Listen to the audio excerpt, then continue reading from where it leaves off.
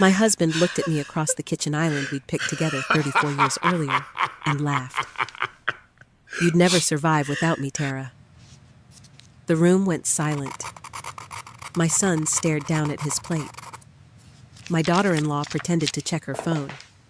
And just like that, I realized I had spent half my life disappearing for people who would watch me break without saying a word. Daniel slid the divorce papers toward me with a smug smile, certain I would beg him to stay. Instead, I signed them. What he didn't know was that I had already found the one thing he could never take from me. If this story touches your heart in any way, don't forget to like and subscribe. And please tell me in the comments, what would you have done if the person you loved most looked you in the eyes and said you were nothing without them? I'd also love to know where you're watching from and what time it is there right now. I read every single comment. People always think a marriage falls apart in one dramatic moment. A screaming match, an affair, a slammed door.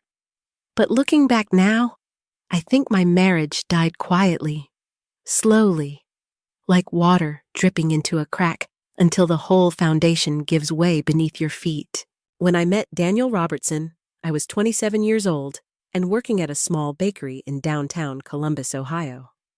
Back then, he had this easy smile that made every room feel warmer. He was ambitious, charming, and the kind of man who remembered tiny details. The first time he brought me flowers, he remembered my favorite color was yellow. Not red, not pink, yellow. That mattered to me. I grew up believing love was built from small things. Daniel used to sit at the counter while I worked the morning shift. He'd order coffee he didn't even drink just so he could talk to me longer. You belong somewhere bigger than this place, he used to tell me. And God help me. I believed him. We married less than a year later. For a while, life felt beautiful. We bought a modest house in a quiet neighborhood outside Columbus. Daniel worked in commercial insurance sales, and I continued baking. Every Sunday morning, the whole house smelled like cinnamon rolls and butter. We danced in the kitchen. We laughed over burned casseroles. We stayed up late talking about the future. Then Ethan was born, and everything began to shift so gradually, I almost didn't notice it happening. At least one of us should stay home, Daniel told me when Ethan was 6 months old. It'll save money on daycare. It sounded reasonable, temporary. Daniel promised it wouldn't be forever. You can always go back to work later, Tara. So I stayed home. I packed lunches. I attended parent-teacher meetings. I scrubbed mud from soccer uniforms at midnight. I remembered birthdays, prescriptions, school projects, allergies, dentist appointments, and every tiny invisible detail that kept our family functioning. And slowly, Daniel stopped seeing any of it as work. He started calling himself the provider. At first, it was harmless. Then it became something else. One night at dinner, maybe 15 years ago, I remember asking if we could replace the old washing machine because it kept flooding the laundry room. Daniel sighed dramatically and said, "Tara, do you know how hard I work for money?" Ethan was maybe 14 then. He laughed, not cruelly, just automatically, like it was normal. I laughed too. That's the part that hurts most now. I helped teach my son that disrespecting me was acceptable. Over the years, Daniel became the center of everything in the house. His schedule mattered most. His stress mattered most. His opinions became facts. And mine became interruptions. If I bought something for myself, he questioned it. You really needed that. If I forgot something minor, he'd shake his head. What would you do without me? At first, he said it jokingly. Then he stopped joking. By the time I turned 60, I realized something terrifying. I couldn't remember the last time someone asked what I wanted. Not what I cooked, not what I planned, not what I organized, what I wanted. Daniel had become successful by then. Very successful. We moved into a larger home with granite countertops and tall windows that looked perfect from the outside. He drove a black Mercedes. People respected him. At church gatherings, neighbors praised him constantly. "You're lucky to have a man like Daniel." I heard that sentence for years. Lucky, as if comfort erased humiliation, as if a nice house could replace dignity. The strange thing about emotional cruelty is that it rarely looks dramatic from the outside. There are no bruises to photograph, no police reports, just tiny cuts, tiny humiliations, tiny moments that pile up until you barely recognize yourself. One afternoon, I remember standing in our bedroom holding a department store bag. I'd bought myself a sweater on clearance. $40. Daniel looked at the receipt and frowned. $40 for a sweater. I stared at him. He had purchased a new golf club set that same week worth nearly $2,000. But somehow my sweater required justification. "I just thought it looked nice," I said quietly. He shook his head. "You don't understand money, Tara." That sentence stayed with me for years. You don't understand money. Meanwhile, I was the one stretching grocery budgets. I was the one clipping coupons when Ethan was younger. I was the one who gave up every dream I had so Daniel could build his career uninterrupted. But somehow, none of that counted. By the time Ethan married Melissa, the family dynamic had already been carved in stone. Melissa was polished pretty and careful with her words. She never openly insulted me. In some ways, that made it worse. She watched Daniel belittle me and learned quickly which side held power. "Daniel works so hard," she'd say admiringly at family dinners. Meanwhile, I'd spent 6 straight hours cooking the meal sitting in front of her. One Thanksgiving, I remember carrying dishes to the table while everyone watched football. Daniel glanced toward the kitchen and chuckled. Tara would die if she had to work a real job again. Everyone laughed lightly, even Ethan. Something inside me cracked a little that night. Not loudly, quietly, like ice splitting under pressure. The older I got, the more invisible I became, except when Daniel needed something. Then suddenly, I mattered again. "Tara, where's my blue tie? Tara, did you pay the electric bill? Tara, why isn't dinner ready yet?" I became a function instead of a person. And somehow, I let it happen. That's the part I still wrestle with. People ask why women stay in marriages like that. The answer is complicated. Sometimes you stay because you remember who they used to be. Sometimes you stay because you're afraid. Sometimes you stay because after decades of being told you can't survive alone, you start believing it too. But deep down, something had started changing in me, long before the divorce papers hit the kitchen counter. I began noticing little things. Daniel taking phone calls outside, closing laptop screens when I entered the room, stacks of financial documents disappearing from drawers. One afternoon, while cleaning his office, I found a bank envelope shoved beneath a pile of magazines. I almost ignored it. I wish I had, because the moment I opened it, my entire marriage shifted beneath my feet. The account balance showed over $300,000, in Daniel's name only. My hands started shaking. We had always shared finances, or at least, I thought we had. But that wasn't even the worst part. The mailing address connected to the account wasn't our home. It was a private P.O. box downtown. And suddenly, after 34 years of marriage, I realized I had no idea who my husband really was. I didn't confront Daniel about the bank account right away. At first, I told myself there had to be an explanation. Maybe it was a retirement account. Maybe it was business-related. Maybe I was overreacting. Women like me become experts at explaining away bad behavior. After enough years, denial starts sounding like survival. So I folded the statement carefully and placed it back exactly where I'd found it. Then I waited. And once you start paying attention to someone who's been lying to you, You notice everything. Daniel guarded his phone like it contained nuclear codes. He stepped outside to take calls. He smiled at messages he never mentioned. Sometimes he came home late smelling like expensive cologne that wasn't his usual brand. Still, somehow, none of that hurt as much as what happened the following Sunday. That was the night something inside me finally died. Ethan and Melissa came over for dinner around 6. I spent most of the afternoon cooking because that's what I always did. Pot roast, garlic mashed potatoes, homemade rolls, peach cobbler. Daniel loved peach cobbler, or at least he used to. I remember standing in the kitchen brushing melted butter over the rolls when Melissa walked in carrying a bottle of wine. "Oh, wow," she said, looking around.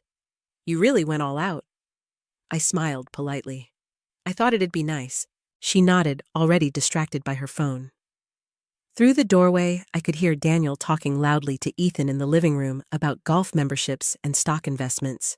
The same conversation they always had lately. Money, success, status. I wiped my hands on a dish towel and carried the food to the dining table. For a moment, looking at the plates and candles and polished silverware, I felt something dangerously close to sadness. I had spent decades creating warmth for people who no longer noticed it. Dinner started normally enough. Melissa complimented the potatoes.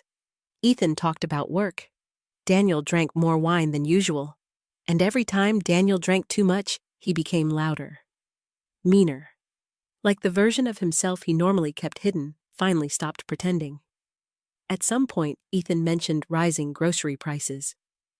Daniel laughed and leaned back in his chair. "Good thing I handled the finances all these years," he said. "Your mother would have bankrupted us by the 90s. Melissa laughed softly. Ethan smirked into his drink. And just like that, the familiar humiliation settled over the table. Normally, I would have smiled weakly and changed the subject. That's what I always did. But that night, something felt different. Maybe because of the bank statement.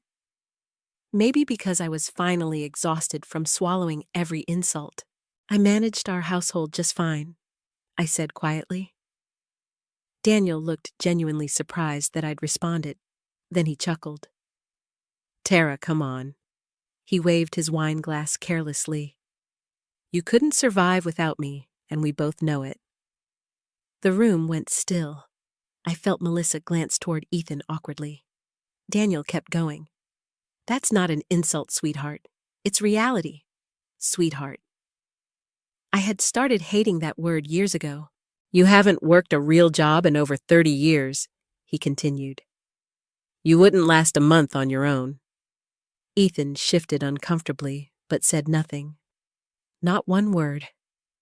I looked at my son, the little boy I used to rock to sleep when he had nightmares, the child whose lunches I packed every single morning for 12 years, and realized he had learned to measure my value through his father's eyes. And somehow, that hurt more than Daniel's cruelty ever could. Melissa cleared her throat. "Well, the world's harder now than it used to be." There it was, agreement wrapped in politeness. Daniel smiled smugly. "Exactly." He pointed toward me with his fork. "Your mother's had a comfortable life because I provided it. As if I had contributed nothing. As if unpaid labor wasn't labor.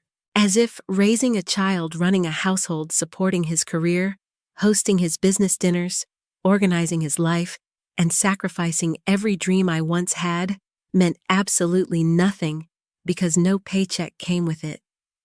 I stared down at my plate because I knew if I looked directly at him, I might cry. And I refused to cry in front of Daniel anymore. Not after all these years. "You know what the funny part is?" Daniel said, laughing lightly. "Tara still thinks she'd make it on her own." He looked around the table for validation. Melissa gave an uncomfortable smile. Ethan rubbed the back of his neck. Then Daniel delivered the sentence that changed everything. "She'd never survive without me. Might not. Not probably not. Never. Like I was helpless. Weak. useless. I suddenly became aware of the ticking kitchen clock behind me, the hum of the refrigerator, the smell of rosemary from the roast. All those ordinary little details burned themselves into my memory because deep down, I think part of me knew my marriage ended in that moment. Not because Daniel insulted me. He'd done that for years. It ended because everyone else let him. I slowly set down my fork. No one spoke, and then to my own surprise, I smiled. A small smile. Calm. That seemed to confuse Daniel more than anger would have. "You're right," I said softly. The entire table looked up. Daniel blinked. "What?" "You're absolutely right," I repeated. His expression shifted with satisfaction, like he'd won something. But inside me, something cold and sharp had finally awakened. Because for the first time in decades, I stopped trying to defend myself to people determined not to see me clearly. Dinner ended awkwardly after that. Melissa offered to help clean up, but I told her I'd handle it. Daniel and Ethan returned to the living room to watch football as if nothing had happened. As if humiliation were normal. As if mothers didn't bleed internally too. I stood alone at the sink, washing dishes, while laughter echoed faintly from the television in the other room. My hands shook slightly as warm water ran over them. 34 years. 34 years of loving a man who needed me small in order to feel big. I heard footsteps behind me and turned. Melissa stood awkwardly near the kitchen doorway. For a second, she looked almost guilty. Then she lowered her voice. "Don't take what Daniel says personally." I stared at her. "He just worries about you." I nearly laughed. "Worries about me. That's what they called control now." Melissa hesitated before continuing. "He says, you've never really handled life on your own."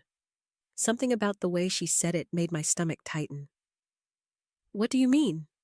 I asked quietly. Melissa looked uncomfortable immediately. "Nothing." "No," I said carefully. "What exactly has Daniel been saying?"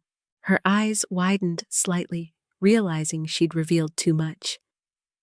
But it was already too late.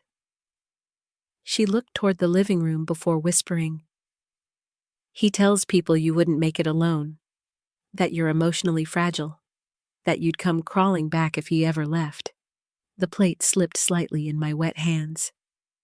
I tightened my grip before it shattered, and suddenly, every strange look from neighbors, every patronizing comment, every subtle expression of pity over the past few years finally made sense. Daniel hadn't just humiliated me privately. He had been building a story about me publicly. A helpless wife, a dependent woman, someone incapable of surviving without him. Melissa touched my arm gently. I'm sure he didn't mean it the way it sounds, but I barely heard her. Because in that moment, standing in my kitchen with dishwater cooling around my fingers, I realized something terrifying. Daniel wasn't afraid of losing me. He was certain I could never leave. And maybe that certainty was about to become the biggest mistake of his life. I didn't sleep that night. Daniel fell asleep within minutes, snoring softly beside me like he hadn't just spent dinner dismantling my dignity piece by piece. I lay awake staring at the ceiling fan turning slowly overhead. 34 years. I kept replaying that number in my head. 34 years of marriage, 34 years of compromise, 34 years of making excuses for a man who had slowly convinced me I was nothing without him. And somehow, the most painful part wasn't the insult itself. It was how believable he'd made it sound. By 3 a.m, I quietly slipped out of bed and walked downstairs. The house felt enormous at night, cold. I stood in the kitchen where so much of my life had happened. Birthday cakes, Christmas dinners, science fair projects, late-night talks with Ethan after heartbreaks. I had poured myself into this house until there was barely anything left of me, and yet somehow, none of it belonged to me. That realization settled into my chest like a stone. I made coffee, even though my stomach felt sick. Then I opened the drawer beside the refrigerator and pulled out the bank statement again. $300,000. Hidden, secret, separate. I stared at the numbers until my vision blurred. Daniel always insisted we needed to be careful financially. He complained about expenses constantly. He questioned every purchase I made. Meanwhile, he had quietly built a private financial life behind my back. A strange calm came over me then. Not rage, not panic, clarity. For the first time in years, I stopped worrying about protecting Daniel's feelings. By 9 that morning, after Daniel left for work, I sat in my car outside a brick office building downtown, with my hands gripping the steering wheel so tightly my knuckles hurt. The gold sign beside the entrance read, Linda Hayes, Family Law Attorney. I almost drove away twice. Women my age aren't supposed to start over. That's what society teaches us. You survive. You tolerate. You shrink yourself quietly until life ends. But another voice inside me whispered something I hadn't felt in years. What if there's still time? The receptionist greeted me kindly and handed me paperwork. Even writing my own name felt strange. Tara Robertson. Married, housewife. No independent income. The words looked pathetic on paper. When Linda Hayes finally called me into her office, I nearly burst into tears before I even sat down. She looked to be in her late 50s, with silver-streaked hair and sharp, intelligent eyes that missed absolutely nothing. What can I help you with today, Mrs. Robertson? I swallowed hard. My husband wants a divorce, I said softly. The words sounded unreal out loud. Linda nodded gently. Do you want one too? That question stunned me, because honestly, I hadn't allowed myself to think about what I wanted in years. I don't know, I admitted, but I think my husband has been hiding money from me. That got her attention immediately. I handed her the bank statement. Linda adjusted her glasses and read silently for a moment. Then her expression changed. How long have you been married? 34 years? And this account is only in his name? Yes. Do you have access to all marital financial records? I almost laughed. No. The more questions she asked, the more embarrassed I became. Did I know all his retirement accounts? No. Did I know every investment? No. Did I have passwords to shared financial portals? No. Was my name on all properties? I hesitated. I'm not sure. Linda leaned back slowly. Tara, I need you to understand something clearly. Her voice softened. Being a stay-at-home wife for decades does not make you powerless. I stared at her. Because no one had said anything remotely like that to me in years. You contributed to this marriage, she continued firmly, legally and financially. Courts recognize unpaid labor inside a marriage. My throat tightened unexpectedly. I didn't realize how badly I needed someone to say that. Linda began explaining things carefully. Marital assets, hidden accounts, financial disclosures, legal protections. Most of it blurred together because my mind kept circling one terrifying thought: Daniel had built our entire marriage around keeping me dependent. Before I left, Linda gave me a list. Gather tax returns, retirement documents, property records, bank statements, insurance information. Do not confront him yet, she warned.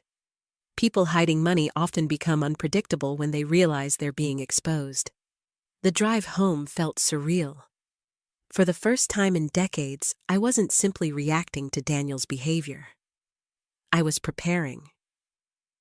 That changed something inside me. Over the next 2 weeks, I became someone my husband never imagined I could be. Observant, quiet, careful. Daniel barely noticed the difference because he'd spent so many years underestimating me. I started waking up early to photograph financial paperwork before he got up. I copied documents while he showered. I searched drawers, filing cabinets, old tax boxes in the basement. And what I found terrified me.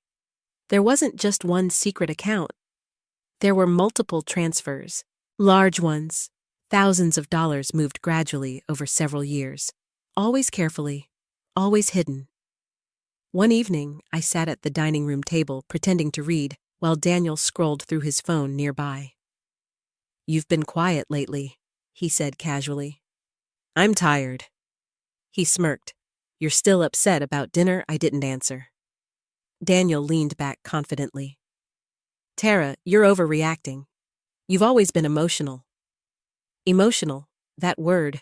Men like Daniel loved that word because it transformed women's pain into weakness instead of evidence. He looked at me over his glasses. "You know divorce would destroy you financially, right?" There it was again. Not concern. A threat. I looked at him carefully. For the first time in years, I truly saw him.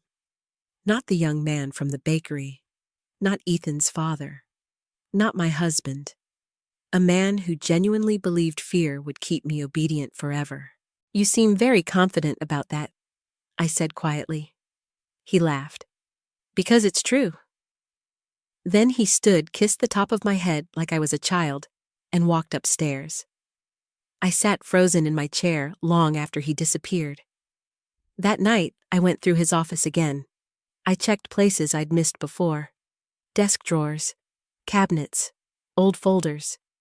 And tucked beneath a stack of insurance paperwork, I found something that made my blood run cold. Wire transfer confirmations, repeated transfers into the hidden account. Amounts large enough to matter. Some dated nearly 7 years back. But one transfer stood out immediately, $85,000. Transferred only 3 months earlier. The description line read, "Property liquidation." I frowned. We hadn't sold any property, at least, not that I knew of. My heart pounded as I dug deeper through the folder. Then I found it, a property deed. My hand started shaking so badly I could barely hold the paper. Years ago, Daniel and I had jointly inherited a small parcel of land from his uncle outside Dayton. I remembered signing paperwork connected to it years earlier. Apparently, Daniel had sold it, without ever telling me. And somehow, the money had disappeared directly into his private account. I sat alone in that dark office, gripping the documents, while the truth finally became unavoidable. This wasn't just cruelty anymore. This wasn't just emotional manipulation. Daniel had been quietly building an escape plan behind my back for years. And suddenly, I understood something horrifying. My husband hadn't expected the marriage to last either. He had simply expected me to stay trapped long enough for him to leave comfortably. The strangest part about betrayal is that once the truth finally surfaces, your mind starts replaying your entire life differently. Suddenly, every memory changes shape. Every excuse sounds foolish. Every warning sign becomes obvious. For days after finding the property documents, I moved through the house like a ghost.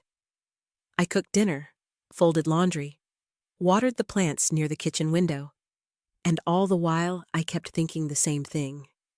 Daniel had been preparing for life without me for years.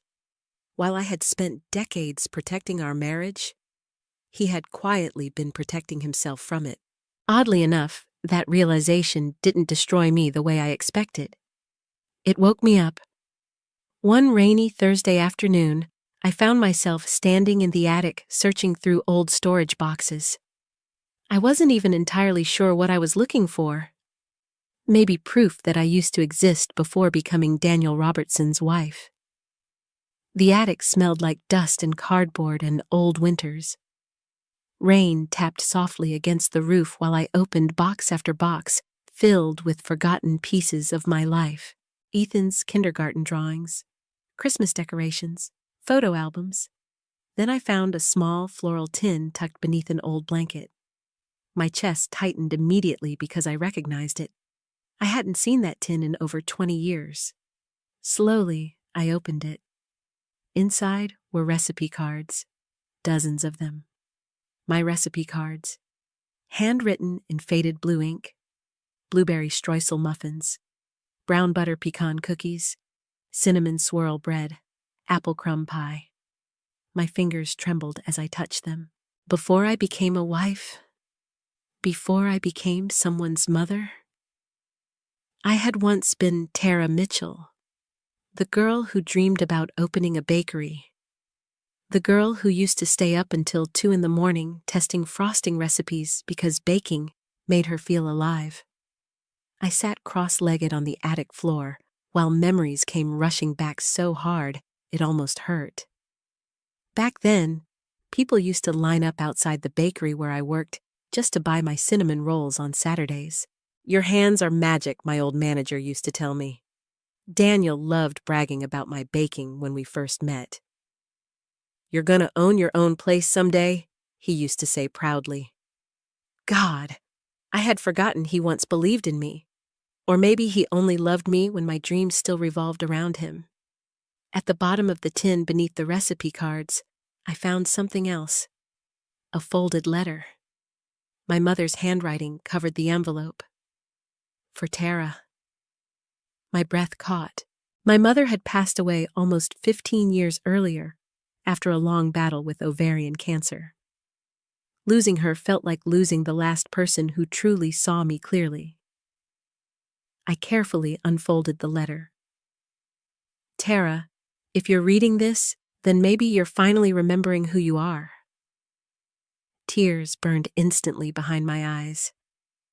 "Your grandmother used to say women in our family survive everything, not because life is easy for us, but because we learn how to rebuild." I pressed a hand against my mouth. "You were always the brave one. Don't let marriage make you forget that." Inside the envelope was another paper, a bank document. I frowned in confusion. Then I saw the account information. My mother had left me money, not a fortune, but enough to matter. Nearly $40,000 sitting untouched in a trust account I had completely forgotten existed. I stared at the number in disbelief. Daniel never mentioned this. Not once. A sick feeling crept through me. Had he known? My mother had trusted Daniel completely while she was sick. He helped organize paperwork near the end of her life. Suddenly, I wondered how many things had quietly disappeared inside my marriage without me noticing. I sat there crying for almost an hour. Not because of the money. Because for the first time in years I felt connected to the woman I used to be before life shrank me into someone smaller. That evening, after Daniel left for a business dinner, I drove across town to a small cafe near the river. Claire Bennett owned the place. We hadn't spoken in nearly 8 years. Not because we fought. Life just drifted. Or maybe Daniel slowly isolated me from anyone who reminded me of myself before him. Claire looked up from behind the counter when I entered. For a second, she stared blankly. Then her face changed completely. "Tara." I almost burst into tears right there. Claire hurried around the counter and hugged me tightly. "Oh my God, look at you." Something about being held without judgment nearly broke me apart. We sat in a booth near the back, while rain slid down the cafe windows outside. Claire studied me carefully. "You look exhausted," she said gently. I laughed weakly. That obvious yes. For a while we talked about harmless things. Health, aging parents, Ohio winters. Then finally, Claire leaned forward. "What's really going on?" And just like that, everything spilled out. The hidden accounts, the humiliation, the divorce, Daniel's comments, the years of feeling invisible. Claire listened quietly without interrupting once. When I finished, I stared down at my untouched coffee, embarrassed by how pathetic my life sounded out loud. But Claire surprised me. "You know what I remember most about you?" she asked. I frowned slightly. "What you used to walk into a kitchen like you owned it." I blinked. "You were fearless back then. You'd experiment with recipes constantly. Everybody talked about your baking. That was a lifetime ago." "No," Claire said firmly. "That was you." I looked away because I suddenly couldn't handle how badly I wanted to believe her. Claire stood abruptly. "Come with me." Confused, I followed her through the cafe into the kitchen area. Warm smells wrapped around me instantly. Butter, sugar, fresh bread. My chest tightened painfully. Claire crossed her arms. "My baker quit 3 weeks ago." I stared at her.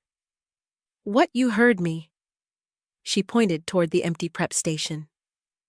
"I need help." I laughed nervously. "Claire, I'm 62 years old, so I haven't worked professionally in decades, and I wouldn't even know where to start." Claire rolled her eyes dramatically. "Oh, please." Muscle memory doesn't disappear. Then she grabbed an apron from a hook and tossed it toward me. "Make something." I stared at the apron in my hands. For a moment, fear hit me so hard I nearly put it down. What if Daniel was right? What if I really had become useless? Claire softened her voice. "Tara, when's the last time you did something that belonged only to you?" I couldn't answer, because I honestly didn't remember. Slowly, I tied the apron around my waist. The moment my fingers touched the flour bins and mixing bowls, something strange happened inside me. My body remembered before my mind did. Measurements, textures, timing. I moved automatically, almost instinctively. Claire watched silently while I prepared cinnamon roll dough from memory. At one point, she smiled quietly. "There she is." I pretended not to understand what she meant, but deep inside, I did. An hour later, the kitchen filled with the warm scent of cinnamon and butter. Claire tore off a piece of one roll while it was still hot. The moment she tasted it, her eyes widened. "Oh my God!" I laughed nervously. "It's probably not that good." Claire stared at me like I was insane. "Tara, this is incredible." I felt something that I hadn't felt in years. Pride. Real pride. Not for being a good wife, not for keeping everyone else comfortable, for myself. Claire immediately grabbed her phone. "What are you doing?" I asked. She ignored me. Then she looked up and smiled. "How would you feel about selling pastries here on weekends?"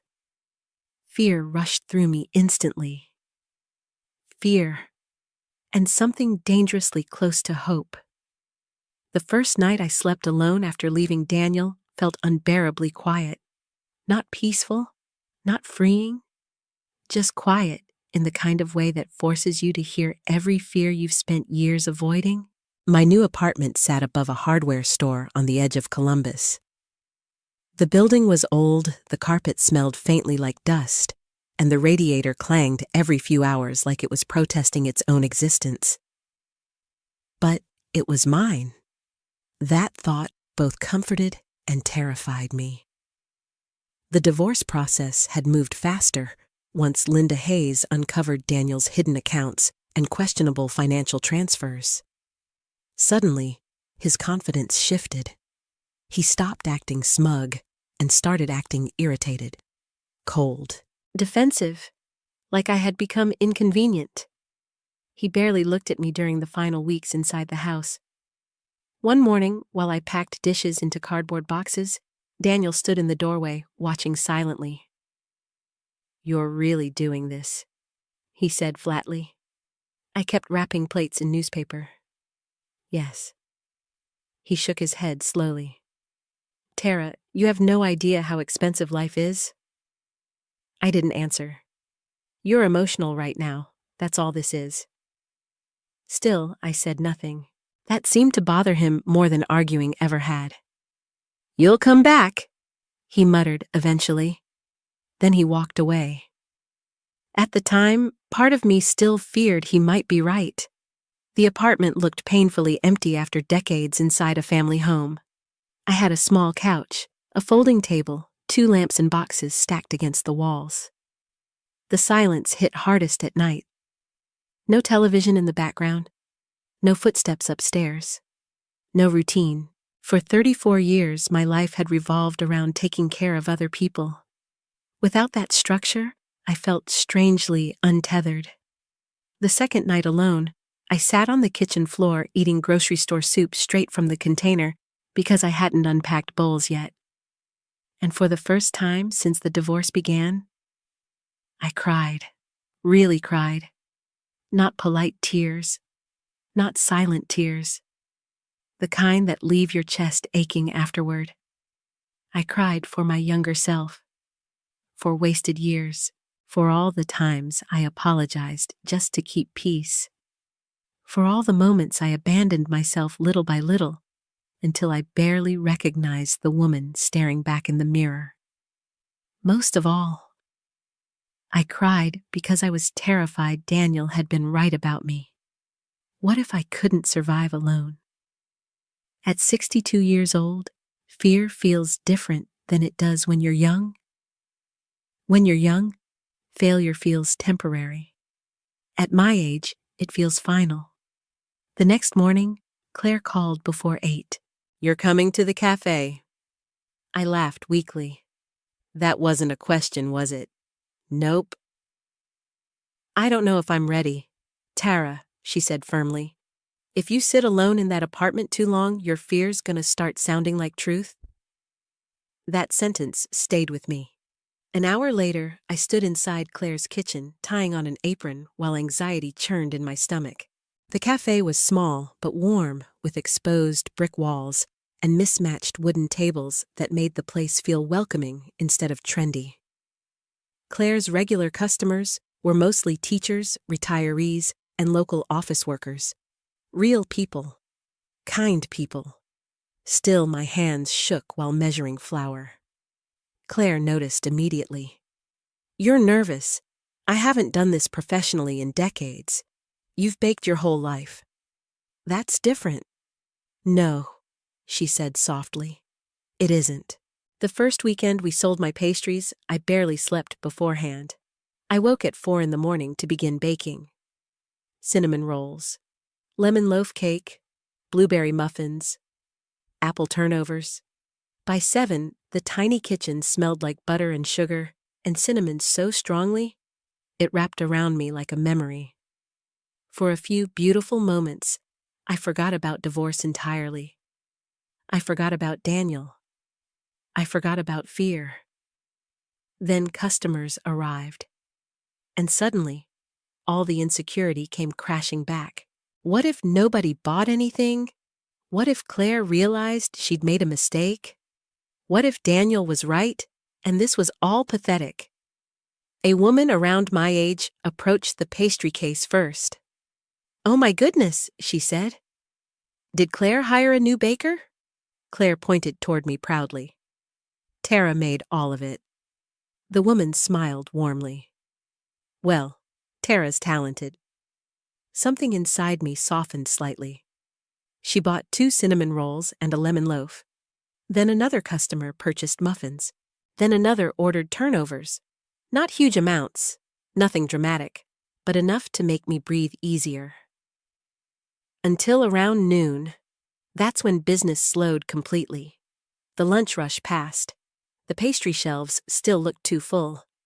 I watched customers walk by the cafe window without coming inside, and every ounce of confidence I'd built that morning began collapsing. This was stupid, I muttered quietly while wiping counters. Claire looked up from the register. What was all of this? Tara, I'm too old to start over. There it is, Claire said calmly. I frowned. What Daniel's voice? I looked away immediately because she was right. Claire walked closer. You've spent so many years hearing that man tell you who you are that now you repeat it to yourself. I swallowed hard. That doesn't mean he's wrong. Claire stared at me for a long moment. Then she pointed toward the nearly empty tray of cinnamon rolls. Those sold out in 3 hours. So stop acting like failure because life feels unfamiliar. I wanted to believe her. I really did. But fear is stubborn after decades of emotional erosion. That afternoon, after closing, Claire handed me an envelope. What's this your share from today? I opened it carefully. $342. My eyes widened instantly. You're kidding.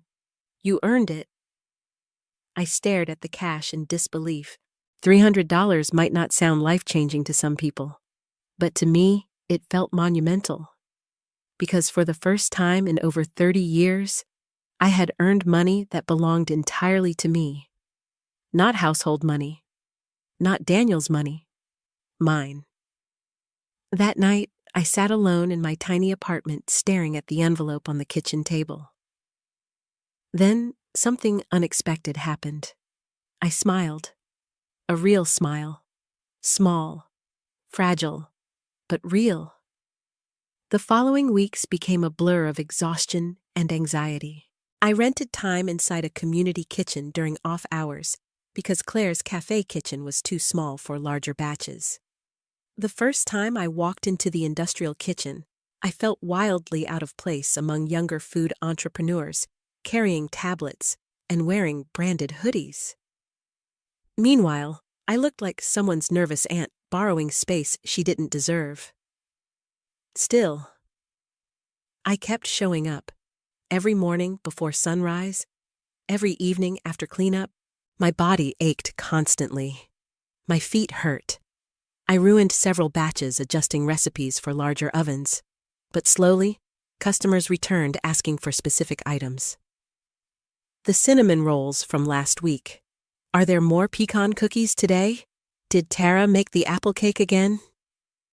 Hearing my own name attached to something people enjoyed stirred something alive inside me. Not because of praise, because I finally felt visible again. One Friday afternoon, while packing pastry boxes into my car outside the community kitchen, my phone buzzed. Daniel. I stared at the screen for several seconds before answering. What? He sounded irritated immediately. Ethan said, "You're working now." The way he said working made it sound ridiculous. "I'm baking." He laughed softly. "For money?" "Yes." Another laugh. Meaner this time. "Tara, come on. This little hobby isn't going to support you." I gripped the phone tighter. "I'm managing. You're surviving off divorce settlements and temporary excitement?" His voice lowered smugly. "Reality's coming." I closed my eyes. For years, conversations like this would have shattered me. But suddenly, something strange happened. Instead of hearing authority in his voice, I heard fear. Tiny. Hidden. But there. "You sound worried," I said quietly. Silence. Then Daniel scoffed. "I'm not worried about anything." But before hanging up, he added one sentence that lingered with me long afterward. "Don't embarrass yourself, Tara." That night, lying in bed inside my tiny apartment, I stared at the ceiling and realized something important. Daniel didn't just want me dependent. He needed me doubtful.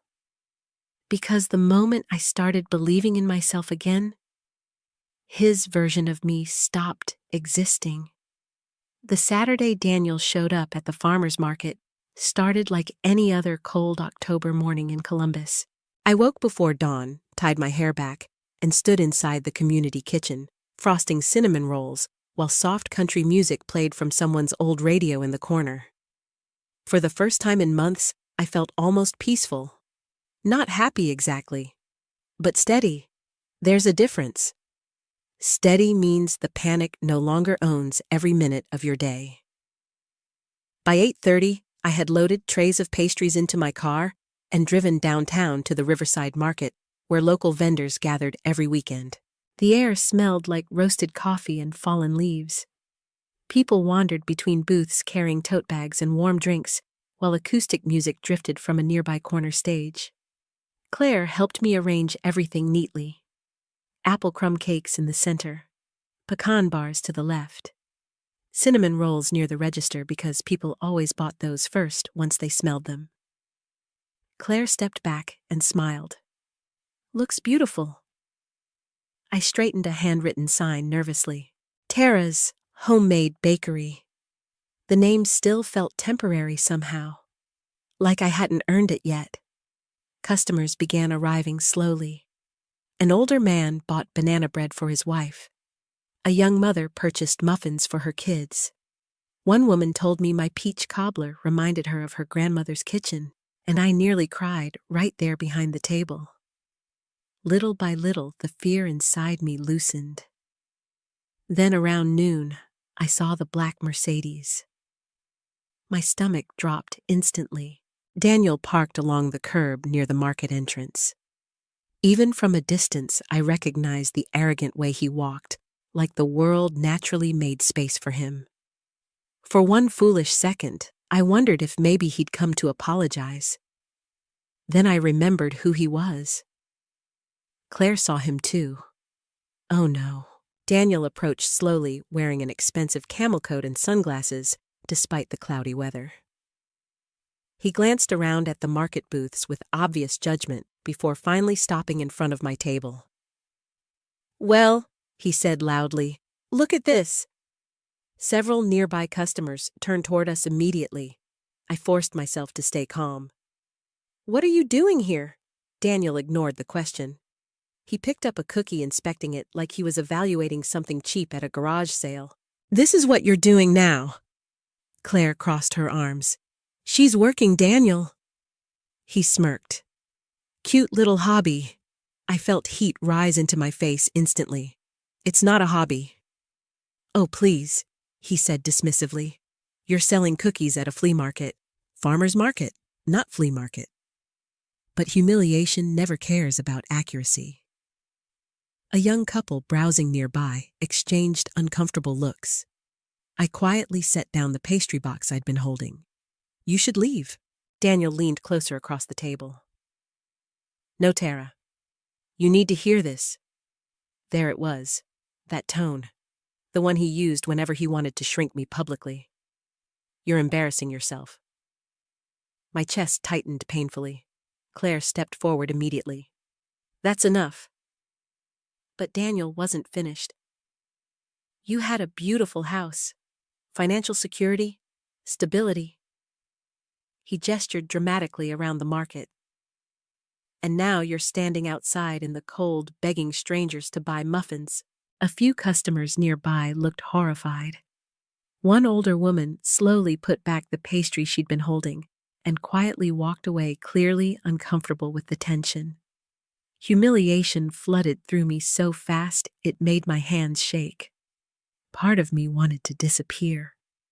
Part of me wanted to scream. Instead, I heard myself say quietly, "I'm not begging anyone." Daniel laughed. "Come on, Tara. We both know this little fantasy won't last." Fantasy. That word hit hard, because deep down, fear still whispered the same thing to me every night. What if this all collapsed? What if I failed publicly? Daniel lowered his voice slightly, though not enough to keep others from hearing. "You couldn't survive 30 days without my money." I swallowed hard. "You don't know that anymore." His expression darkened immediately. For a second, I saw genuine anger flicker behind his eyes. Not because I'd insulted him, because I'd contradicted him. Claire stepped between us. You need to go. Daniel ignored her completely. You know what your problem is, Tara, he said coldly. You spent too much time listening to people fill your head with nonsense. He glanced toward Claire. She's giving you false hope. I noticed several nearby vendors openly staring now. The humiliation felt unbearable. But underneath it, something else stirred, because suddenly I realized Daniel hadn't come here to laugh at me. He came because my independence bothered him deeply. He wouldn't have driven across town for a woman he truly considered powerless. You done? I asked quietly. Daniel blinked. What I said, are you done humiliating me in public today? For the first time since arriving, he looked genuinely thrown off balance. Then he scoffed loudly. I'm trying to save you from making a fool of yourself. No, I said softly. You're trying to make sure I still feel afraid of you. The silence around us became immediate and heavy.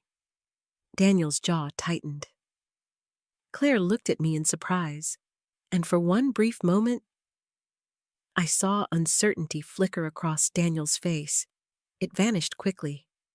You always were dramatic, he muttered. Then he tossed the untouched cookie back onto the tray carelessly and turned away. As he walked off, I noticed something strange. Ethan stood near the far edge of the market parking lot beside his truck, watching. He had been there the entire time. Our eyes met briefly, and instead of walking toward me, he followed his father. That hurt more than Daniel's cruelty ever could. The rest of the afternoon became a blur. Customers still came, but I struggled to focus. My hands trembled while boxing pastries.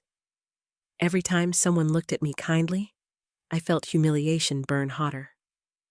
Claire stayed beside me quietly. Around 3, she touched my arm gently. You okay? I laughed shakily. No. She nodded like she expected that answer. You didn't deserve that. I stared down at the table. But what if he's right? Claire's expression hardened instantly. Tara. What if I really am making a fool of myself? Claire grabbed my shoulders firmly. Look around. I glanced up. Half the pastries were sold. 3 customers stood waiting near the register. A little girl smiled excitedly while holding one of my cinnamon rolls with both hands. That man spent decades convincing you that your worth depended on his approval, Claire said quietly. But the rest of the world doesn't see you through his eyes. I wanted to believe her. I truly did. But shame is hard to unlearn. Especially public shame. That evening, exhausted and emotionally drained, I returned home carrying empty trays into my apartment building. My phone buzzed just as I reached my door. Unknown number. I almost ignored it. Instead, I answered. Hello? A woman's voice responded carefully. Hi. Is this Tara from the farmer's market? Yes. I just wanted to say, I saw what happened today. My stomach sank instantly. Oh. The woman continued quickly. I recorded part of it because honestly, your ex-husband was being cruel. I froze. I posted it online after I got home. My heart started pounding. Oh no. No, listen, she interrupted gently. People are supporting you. I leaned against the apartment wall in confusion.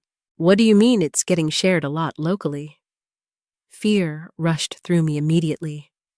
The last thing I wanted was public attention, especially pity. I didn't call to upset you, the woman said kindly. I just wanted you to know. The way you handled yourself today was graceful. Graceful? No one had used that word to describe me in years. After we hung up, I stood alone in my apartment staring at my phone. Then slowly, hesitantly, I opened social media. And there it was, a shaky video clip from the market. Daniel mocking me, belittling me, laughing at my work. But the comments underneath stunned me. Her pastries are amazing. That man is emotionally abusive. She deserves better. Supporting this bakery immediately.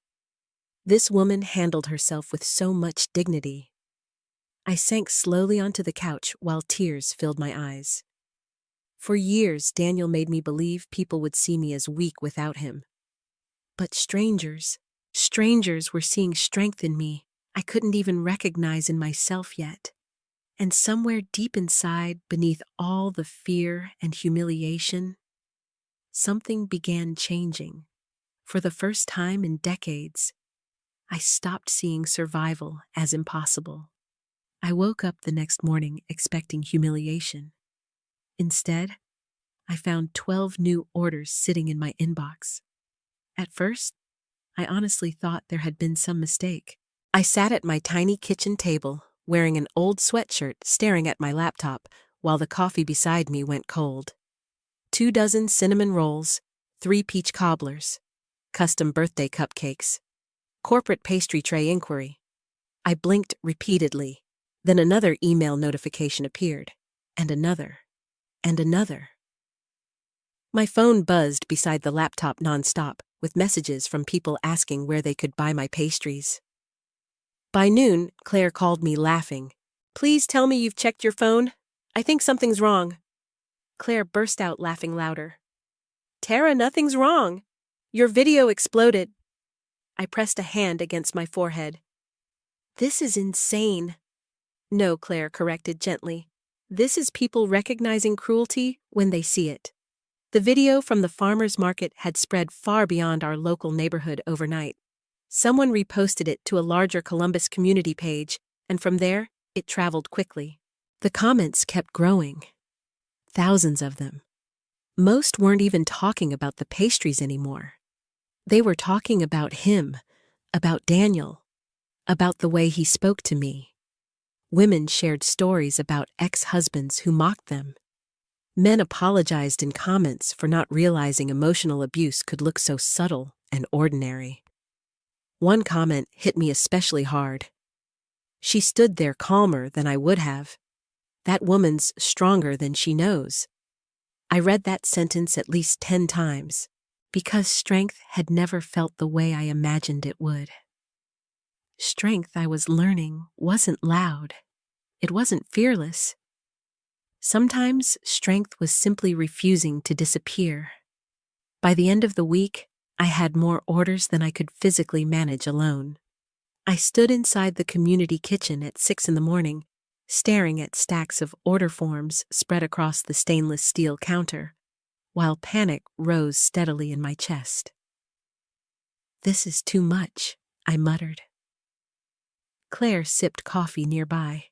"That's generally what success looks like at first." "I can't fill all these?" "You can." "No, seriously. I physically cannot." Claire grinned slightly. "Then maybe it's time to stop thinking like someone trying to survive?" I frowned. "What does that mean?" "It means maybe you should start thinking like someone building something." That sentence lingered in my mind the entire day. Building something. Not surviving, not escaping. Building. The idea felt almost too big to touch. That afternoon, Claire introduced me to 2 women she knew from church who were looking for part-time work. Janice was 68 and recently widowed. Denise was a retired school cafeteria worker helping support her granddaughter. Both women looked nervous walking into the kitchen. And suddenly, for the first time, I realized something surprising. I wasn't the only older woman starting over. We all carried the same exhaustion in our eyes, the same fear of becoming invisible. By the end of the shift, flour covered half the kitchen. Denise accidentally dropped an entire tray of cookies, and Janice kept forgetting where Claire stored mixing bowls. And somehow, I laughed harder than I had in years. Real laughter. Not polite laughter. Not survival laughter. The kind that loosens something tight inside your chest. That night, I sat alone in my apartment reviewing numbers carefully. Orders, ingredient costs, packaging expenses, projected income, For the first time in decades, I wasn't asking Daniel for permission to make financial decisions. I was making them myself. The realization felt strangely emotional. A week later, Claire surprised me by unveiling a new sign near the cafe register. Second Rise Bakery, by Tara Robertson. I stared at it, speechless. Claire. She shrugged casually. Fits the story, but it wasn't just the story. It fit me, because for the first time in years, I truly felt like I was rising again from something broken. Business kept growing after that. A local morning radio host mentioned the farmer's market video and invited listeners to support the bakery lady who handled her ex-husband with class. The next Saturday, the line at our booth stretched halfway down the sidewalk. I nearly cried when I saw it. People smiled at me warmly. Customers asked for photos. One older woman hugged me unexpectedly and whispered, "You gave me courage to leave too."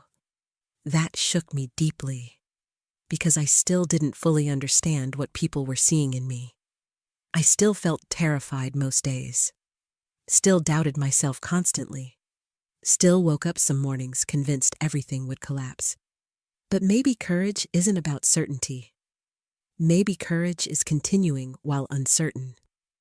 Around noon, while we scrambled to refill pastry trays, Claire nudged my shoulder. "Don't look obvious," she whispered. "What, there's a woman over there who's been watching you for 20 minutes. I glanced discreetly toward a nearby bench. An elegant older woman sat there wearing a cream wool coat and dark sunglasses despite the cloudy weather. She looked wealthy in a quiet, understated way. Not flashy, powerful. She noticed me looking and smiled slightly. "Do you know her?" I whispered. Claire shook her head. The woman eventually approached the booth after most customers cleared. "Are you Tara Robertson?" "Yes." She extended a hand. "Naomi Walker." Something about her confidence immediately made me straighten my posture unconsciously. "It's nice to meet you. I've heard quite a lot about you this week." I laughed nervously. Hopefully not all bad. "Actually," Naomi said calmly, quite the opposite. She purchased several pastries before glancing around the crowded market. "You built all this from scratch, I guess so." "No," she said firmly. "Not guess. You did." There was something direct about her that unsettled me slightly. Naomi took a bite of one of the cinnamon rolls and closed her eyes briefly. "Well," she murmured, "that explains the line." I laughed softly. Then Naomi surprised me. "Have you ever considered opening a permanent location?" I nearly choked. "Oh no, this is already overwhelming enough." Overwhelming and impossible are not the same thing. I stared at her uncertainly. She reached into her purse and handed me a business card. Naomi Walker, Hospitality Group. Even I recognized the name immediately. Walker Hospitality owned several upscale restaurants and boutique hotels throughout Ohio. My stomach tightened. "I don't understand." Naomi smiled gently. "I invest in women sometimes." "Why?" Her expression shifted slightly. "Because 30 years ago, someone invested in me when nobody else took me seriously." The market noise around us suddenly felt distant. Naomi studied me carefully. "You have something people connect to, Tara. Not just the pastries. I'm just trying to survive." "No," she said quietly. "You're building a brand rooted in emotional truth. People feel that."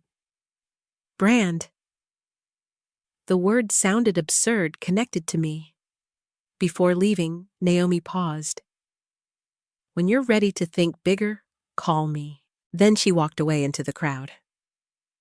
I stood frozen, holding the business card long after she disappeared. Claire hurried over immediately. "Who was that?" I handed her the card. Her eyes widened instantly. "Oh my God, what, Tara? Naomi Walker is kind of a huge deal." I laughed nervously again. She probably says things like that to everyone. Claire stared at me like I'd lost my mind. No, she absolutely does not. That evening, exhausted after another sold-out market day, I returned home carrying empty trays and aching feet. As I unlocked my apartment door, I noticed a familiar black Mercedes parked across the street. Daniel sat inside, watching. The moment he realized I saw him, he looked away quickly. But not before I caught the expression on his face.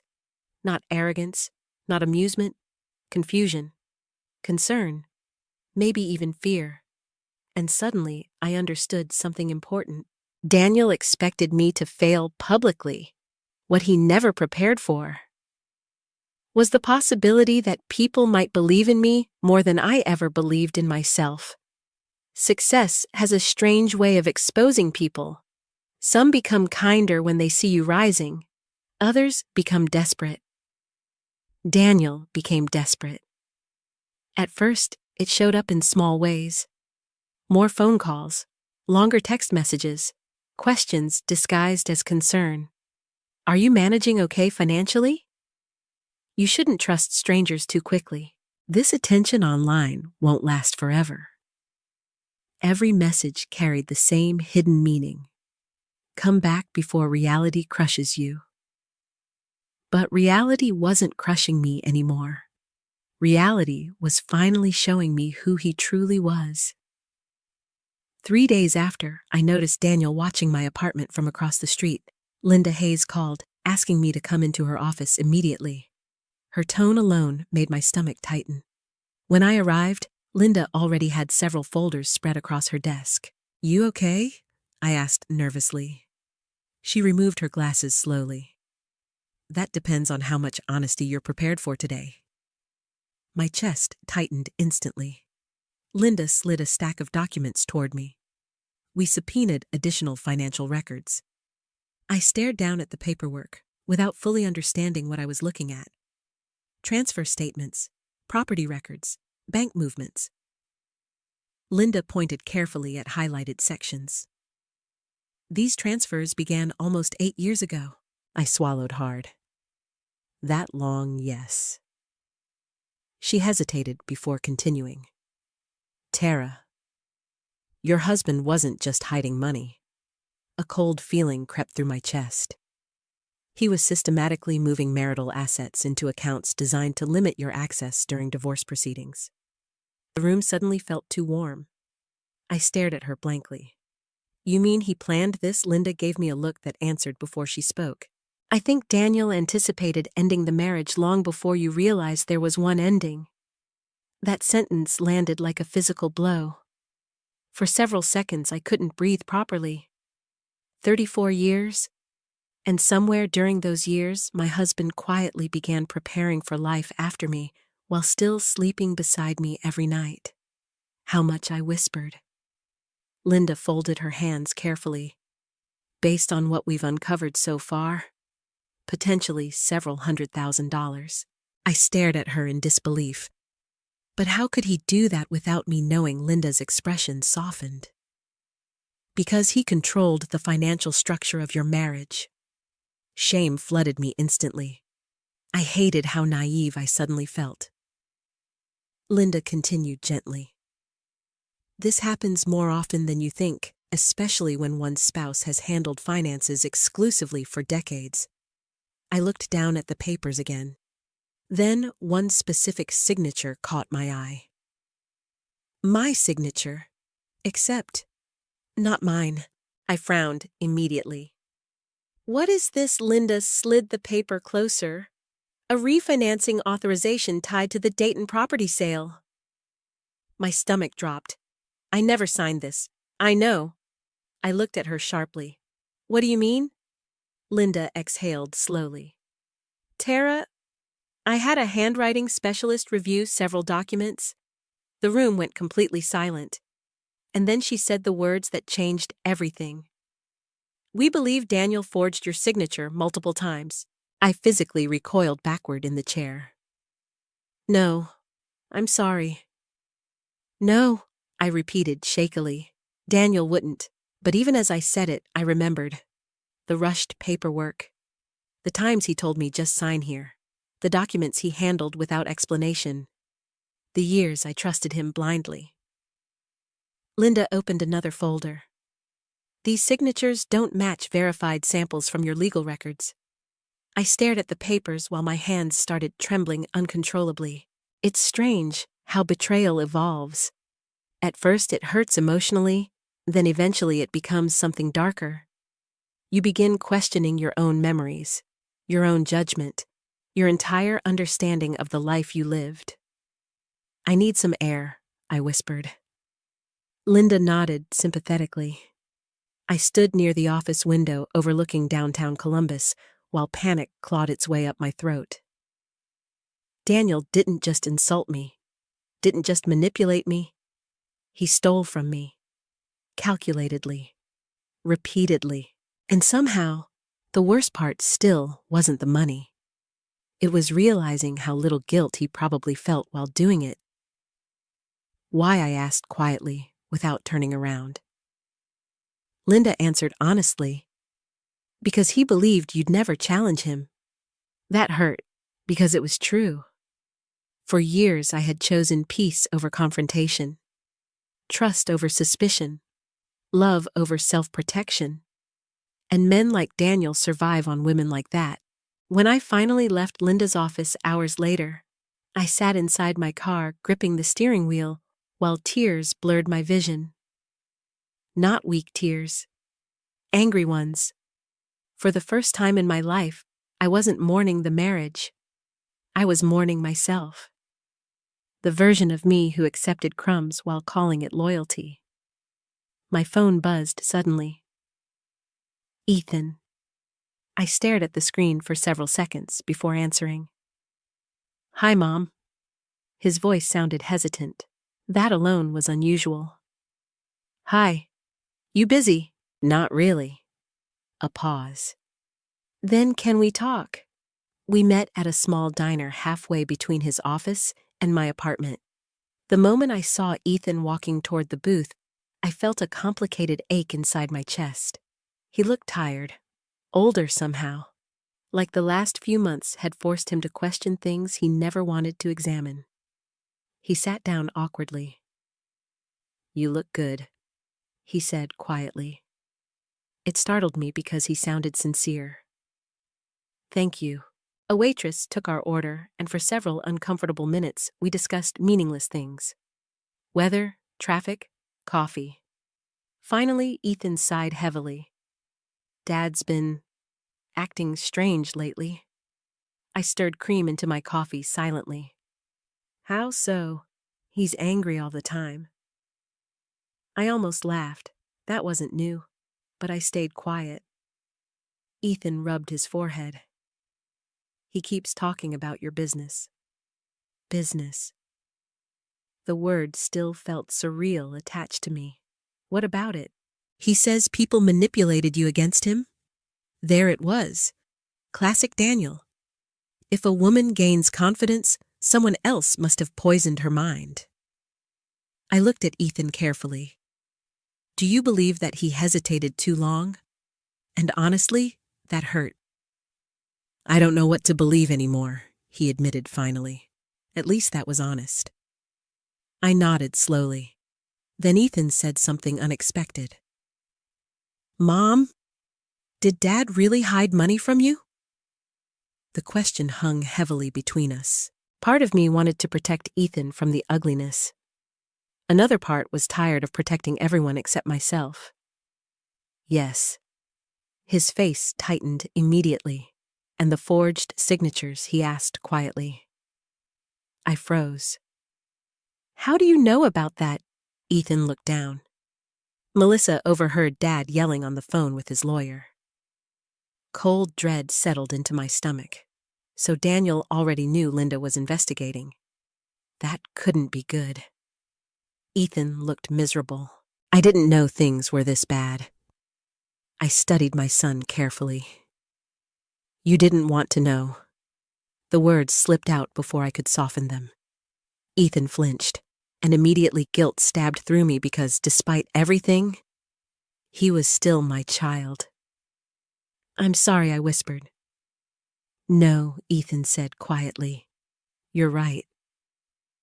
For several moments, neither of us spoke. Then Ethan leaned back heavily. You know what's messed up? What I grew up thinking Dad was strong? I swallowed hard. So did I. Ethan stared out the diner window. But now? He paused. Now I think he just needed everyone else to feel smaller. The sadness in his voice nearly broke my heart, because Daniel hadn't only damaged me, he had shaped our entire family around fear and control. Before leaving, Ethan hesitated beside the booth. Then he pulled an envelope from his jacket pocket. I found this in Dad's office. My pulse quickened instantly. What is it? I think you should look. After he left, I slowly opened the envelope with shaking hands. Inside was a printed email chain, dozens of messages between Daniel and a financial advisor. Most were routine, until I reached one message dated nearly 4 years earlier.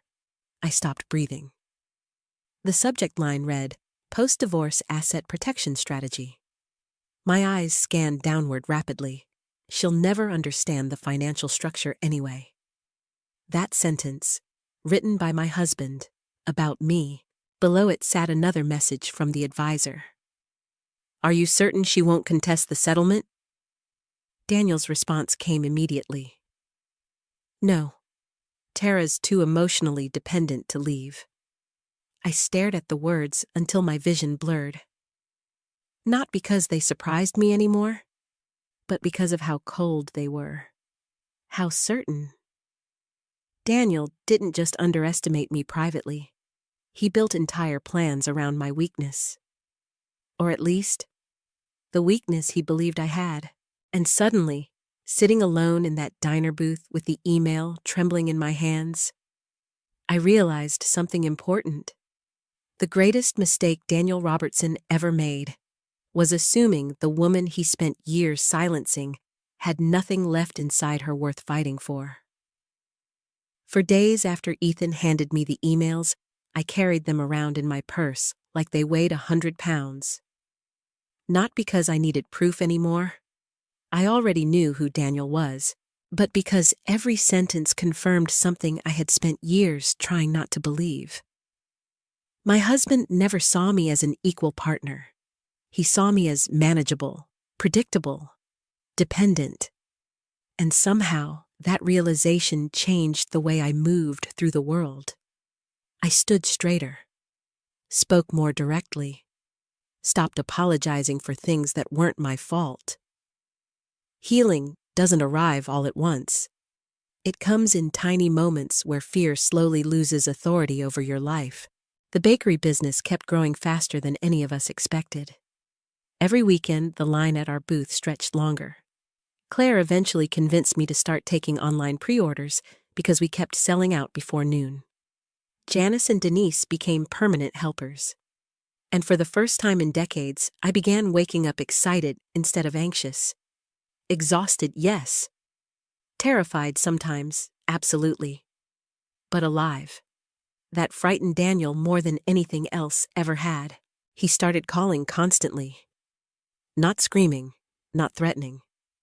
Worse, acting concerned. Tara, you're overworking yourself. Tara, those people are using you. Tara, you need to think realistically about your future. Every conversation carried the same hidden message, you still belong under my control. One evening, after a 14-hour baking day, I returned home to find Ethan sitting on the stairs outside my apartment building. At first, I barely recognized him because I wasn't expecting him there. He stood quickly when he saw me. Mom. My stomach tightened immediately. What happened? Nothing. He looked exhausted, dark circles under his eyes, tension in his shoulders. For a moment, he reminded me painfully of the little boy who used to wait awake for me after nightmares. I unlocked the apartment door quietly. Come in. The apartment still embarrassed me sometimes because it felt so small compared to the home Ethan grew up in. But for the first time, I noticed something surprising. Ethan looked around carefully. Not judgmentally. Almost thoughtfully. "It's nice," he said quietly. I gave a small laugh. It's tiny. It feels peaceful. That caught me off guard. I set my purse down slowly. "What's going on?" Ethan rubbed his hands together nervously. Then finally, "Dad's lying." I stared at him. "I know." "No," Ethan said quickly. "I mean, worse than we thought." A cold feeling settled into my stomach. Ethan pulled his phone from his pocket and opened something. "I wasn't trying to snoop," he said. "But Melissa showed me some emails." Immediately, my chest tightened. "What emails?" Ethan hesitated. Then he turned the screen toward me. The message thread was between Daniel and someone named Rachel. At first, I assumed it was work-related. Then I saw the dates. 3 years ago, 2 years ago, 18 months ago. The messages became increasingly personal. Dinner reservations, hotel confirmations, inside jokes. My stomach dropped. "Oh my God." Ethan looked miserable. "I think Dad's been seeing her for years." I sat down heavily at the kitchen table because suddenly my legs felt weak. An affair. Oddly enough, that wasn't even the most painful part. The most painful part was realizing I wasn't surprised. All those late nights, the secret accounts, the emotional distance. Some part of me must have known long before my mind allowed it. "I'm sorry," Ethan whispered. I looked up at my son, and suddenly I saw how devastated he looked. Not defensive, not dismissive, heartbroken. "When did you find this morning?" I nodded slowly. Ethan sat across from me quietly. "I used to think you exaggerated things about Dad," he admitted softly. The honesty stung, but I appreciated it anyway. He always acted so confident, so certain. Ethan shook his head slowly. "I thought you were just unhappy." I swallowed hard. I was unhappy.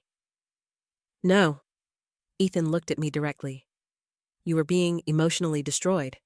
The words hung heavily between us, because hearing your child finally name your pain correctly after years of silence does something complicated to your heart. Part relief, part grief. Ethan rubbed both hands over his face. "I should have seen it." "You were raised inside it," I said quietly. "That changes what feels normal." He looked down immediately because he knew I was right.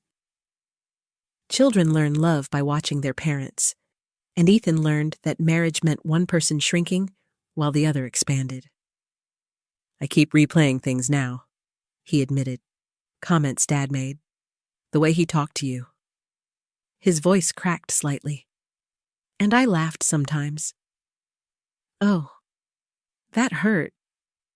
Not because it was new, because he finally understood it.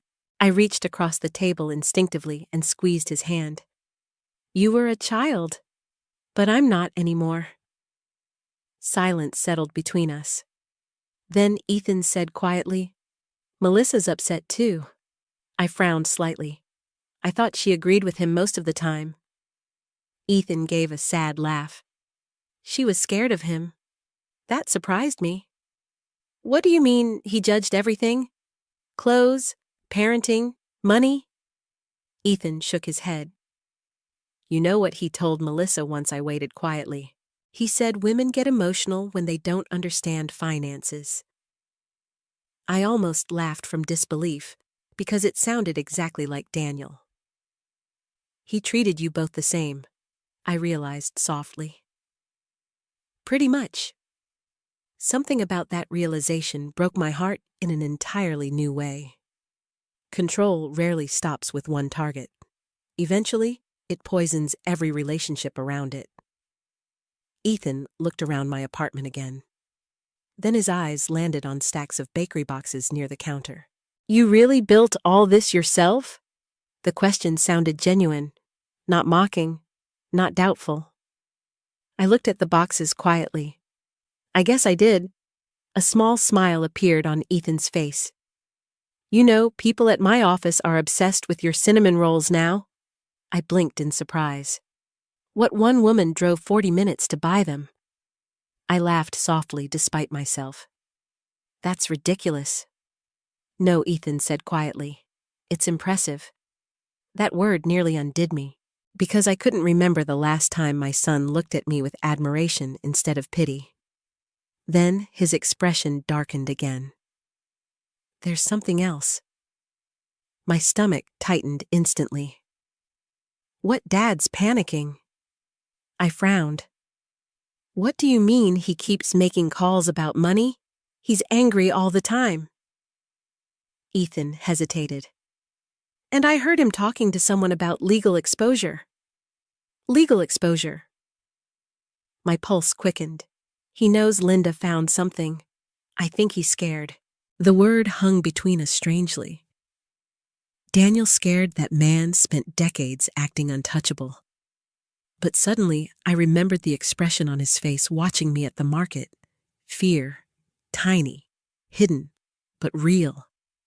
Ethan looked directly at me. I don't think Dad expected you to fight back. Fight back. Another phrase that felt strange connected to me. Because for most of my life, I avoided conflict at all costs. But maybe survival itself becomes a form of resistance when someone spends years convincing you that you're incapable of it. My phone buzzed suddenly on the table. Daniel. Of course. Ethan looked uncomfortable immediately. You gonna answer? I stared at the screen for several seconds. Then finally, I picked up. What Daniel's voice came sharp and irritated. Where's Ethan? I glanced toward my son. With me. A pause. Then, he needs to stop filling your head with nonsense. Something inside me snapped quietly at that sentence. Not explosively. Calmly. For years, Daniel framed every independent thought I had as manipulation from someone else. As if I couldn't possibly think for myself. No, I said evenly. He's telling me the truth. Silence. Then Daniel's tone hardened. You don't know what you're doing, Tara. And suddenly, for the first time in 34 years, I wasn't afraid of him. I leaned back slowly in my chair. No, I said softly. I think for the first time in my life, I finally do. Then I hung up. My hand trembled afterward, but not from fear, from adrenaline, from realization. Because healing isn't becoming fearless. Healing is realizing someone no longer has the power to define who you are. Ethan stared at me in shock. Then slowly, he smiled, and in that moment, I realized something beautiful and heartbreaking at the same time. My son wasn't just watching me rebuild my life. He was watching a woman finally become visible after decades of disappearing.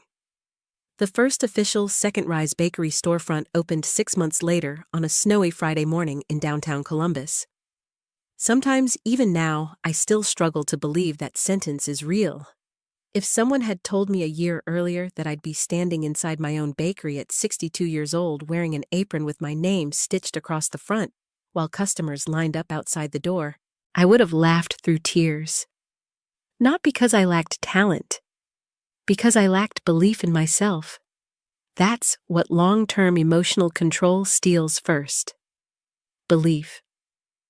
The storefront itself wasn't huge, just a corner space with exposed brick walls, warm lighting, and wide front windows that fogged slightly during winter mornings from the heat of the ovens inside. But to me, it looked like freedom. The sign above the entrance read, Second Rise Bakery. Every time I looked at those words, my chest tightened emotionally. Because that bakery wasn't built from revenge. It was built from recovery. The morning of the grand opening, I arrived before sunrise while snow drifted softly outside beneath the streetlights. Janice was already there. So she said, tying on her apron, "You nervous?" I laughed shakily. I feel like I might throw up. Good, she replied. Means you care. Denise entered moments later, carrying coffee, and immediately started fussing with the pastry display trays. Claire arrived last, grinning like a proud older sister. And standing there watching these women bustle around the bakery, I felt something I hadn't expected. Community, not competition, not judgment. Support. Every woman inside that bakery had survived something. Janice lost her husband after 43 years and spent months terrified she couldn't survive alone financially. Denise raised 2 children while escaping an abusive marriage decades earlier. Claire rebuilt her cafe from bankruptcy after her first business partner disappeared with half the company's money. And me, I was rebuilding a self-worth Daniel spent years quietly dismantling. Naomi Walker had helped make the storefront possible, not through charity. That distinction mattered deeply to me. She invested because she believed the business could succeed. You have authenticity people trust, she told me during one of our meetings. I still wasn't entirely sure what that meant. But Naomi understood something before I did. People weren't only buying pastries. They were buying hope. The doors officially opened at 8.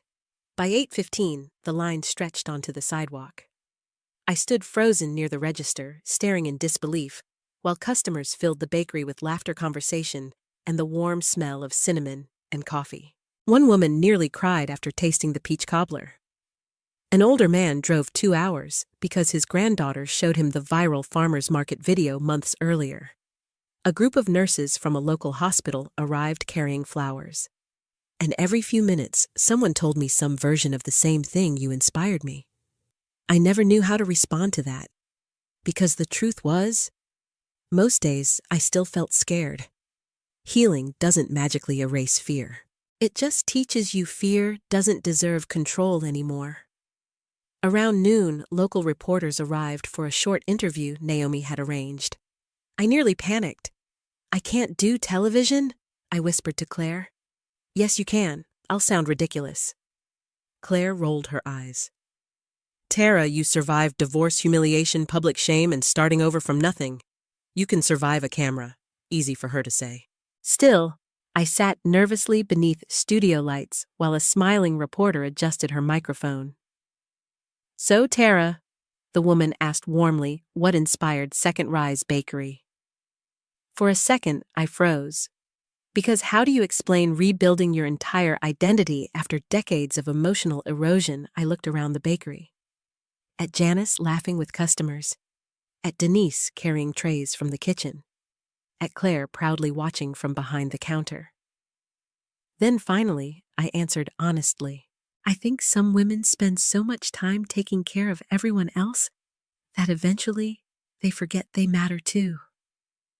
The room became quiet instantly. I swallowed hard. And sometimes life breaks your heart badly enough that you finally realize surviving isn't enough anymore.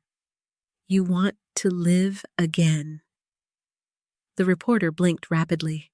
Behind the camera, Claire pressed both hands dramatically against her chest like she might cry. The interview aired that evening. By the next morning, business exploded again. Online orders tripled. Corporate catering inquiries flooded our website.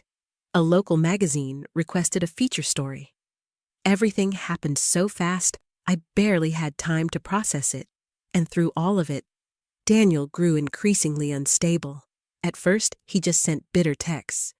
Enjoy your 15 minutes. You're letting strangers turn you against your family.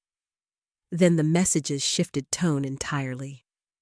Tara, maybe we should talk. I think we both made mistakes. I miss you. The first time I read one of those texts, I actually laughed out loud. Not because it was funny, because it was unbelievable. After years of coldness, humiliation, manipulation, and betrayal, suddenly Daniel missed me once the world stopped agreeing with him. One evening after closing, I found him waiting outside the bakery. Snow covered the sidewalks while customers passed carrying pastry boxes and hot coffee. Daniel stood near the entrance with his hands in his coat pockets, looking older than I remembered. Tired. For a brief moment, seeing him like that stirred something painful in me.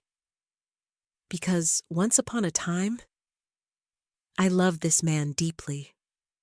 "What are you doing here?" I asked quietly. He glanced around the bakery windows. "So this is really happening?" "It is." Daniel gave a short, humorless laugh. "I still can't believe all this came from some stupid internet video." I folded my arms against the cold. It came from years of work. His expression tightened slightly. "Tara." There it was again, that tone, the one that always expected me to soften. "I've been thinking a lot lately." I stayed silent. Daniel stepped closer. "Maybe we both handled things badly. Both." Interesting how accountability suddenly became shared once consequences appeared. "You forged my signature?" I said calmly. His face changed instantly. "I didn't come here to fight." "That's convenient." Daniel sighed heavily. "You're listening to lawyers too much?" I stared at him in disbelief. "You stole from me? I protected assets." The coldness of that answer stunned even me. No remorse, no shame, just justification. Daniel looked toward the bakery again. "You know what I think," he said quietly. "I think all these people are filling your head with fantasies." Fantasy. That word again. Only this time, it no longer hurt. Because my reality now existed independently of his opinion. "I built this," I said softly. "You built it with money from the settlement?" "No," I corrected gently. "I built it after surviving you." For the first time in decades, Daniel had absolutely no response. None. He just stared at me while snow drifted quietly around us. And suddenly, I saw him clearly. Not powerful. Not intimidating. Just a man losing control of the narrative he built around himself. "You used to need me," he said finally. The sadness in his voice surprised me. And maybe that's what truly ended the last emotional hold he had over me. Because I finally understood something heartbreaking. Daniel didn't know how to love someone unless they depended on him. I looked at him quietly for a long moment. Then I answered honestly. "No," I said softly. "I just believed I did." And for the first time since our marriage began falling apart, Daniel Robertson looked genuinely afraid of me. Not because I hated him, because I no longer needed his permission to become someone more. Success doesn't erase pain. It just changes the shape of it. By spring, Second Rise Bakery had become one of the busiest small bakeries in Columbus. We catered local events, partnered with coffee shops, and had lines out the door most weekends. People smiled when they recognized me now. Strangers waved. Customers brought flowers. Sometimes women quietly slipped handwritten notes into the tip jar, thanking me for telling the truth about starting over.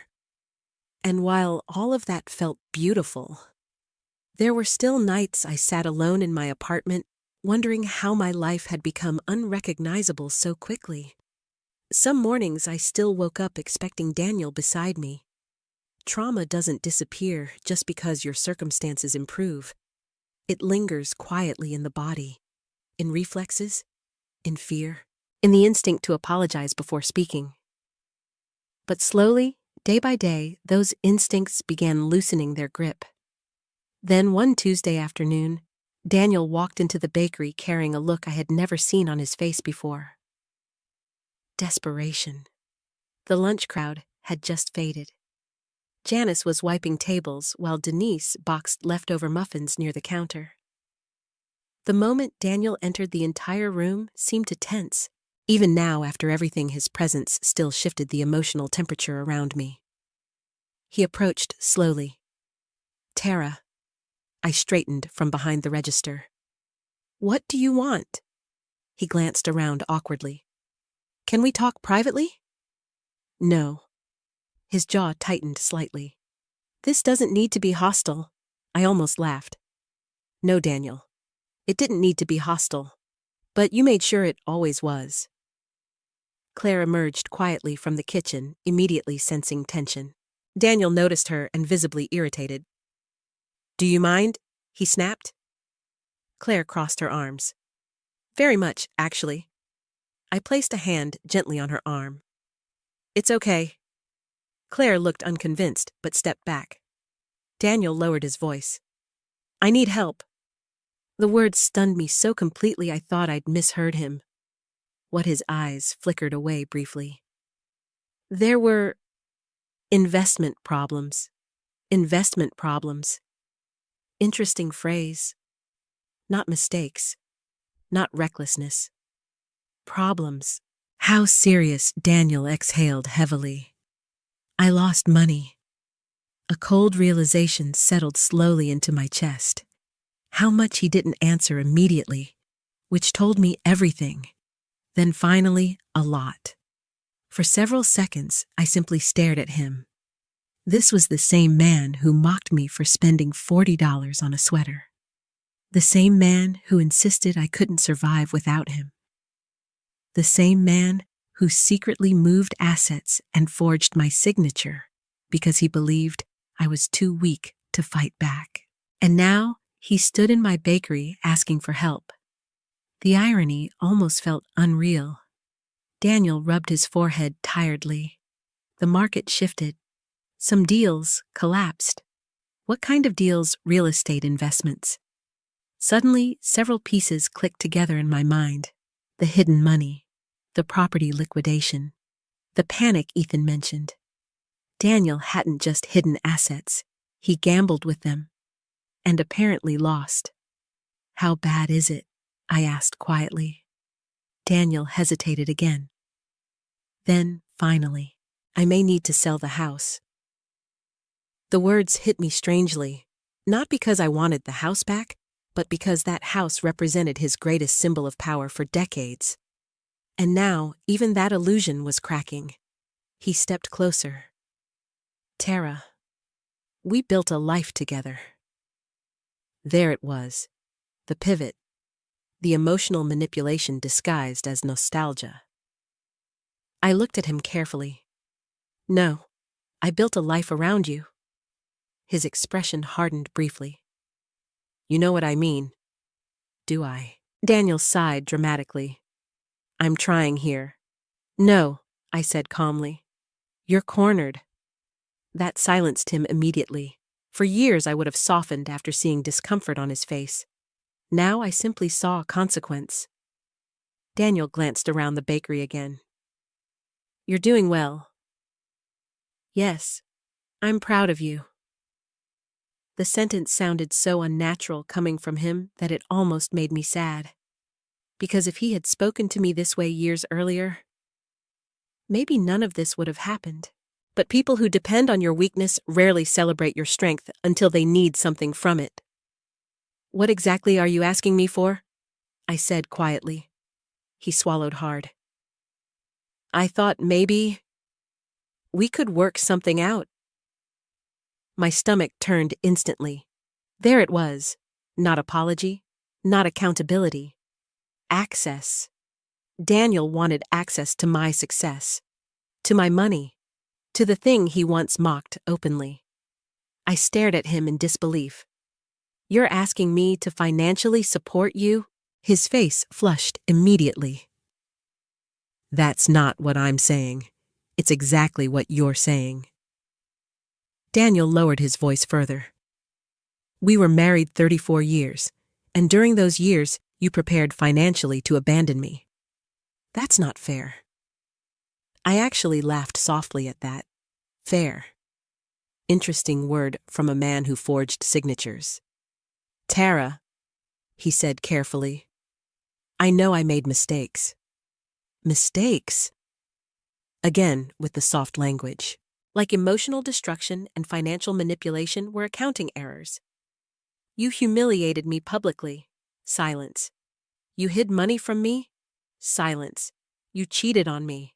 That one visibly startled him. His eyes widened slightly. "You know about Rachel. Not even a question.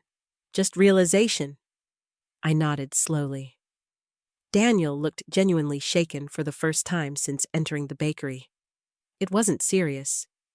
The sentence hit me almost harder than the affair itself, because after decades together, that was his defense, not serious. I stared at him quietly. "You know what's amazing?" I said softly. "You spent years convincing me I couldn't survive without you." Daniel's face tightened. "And now you're standing here asking the woman you called weak to save you?" The truth of that landed visibly. For several moments, neither of us spoke. Then Daniel said something that revealed more than he intended. "I didn't think you'd change this much." There it was. The real problem. Not the divorce, not the bakery, not even the money.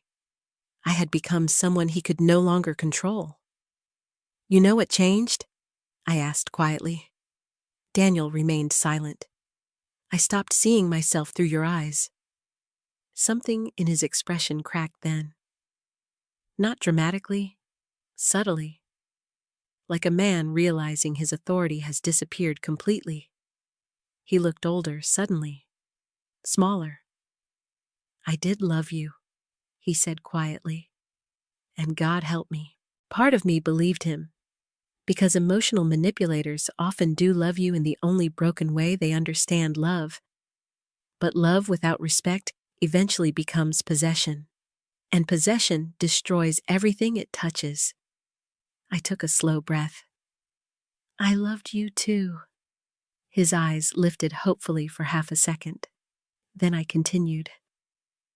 "But loving someone doesn't mean sacrificing yourself so they can feel powerful." The hope vanished instantly. Daniel looked around the bakery one final time.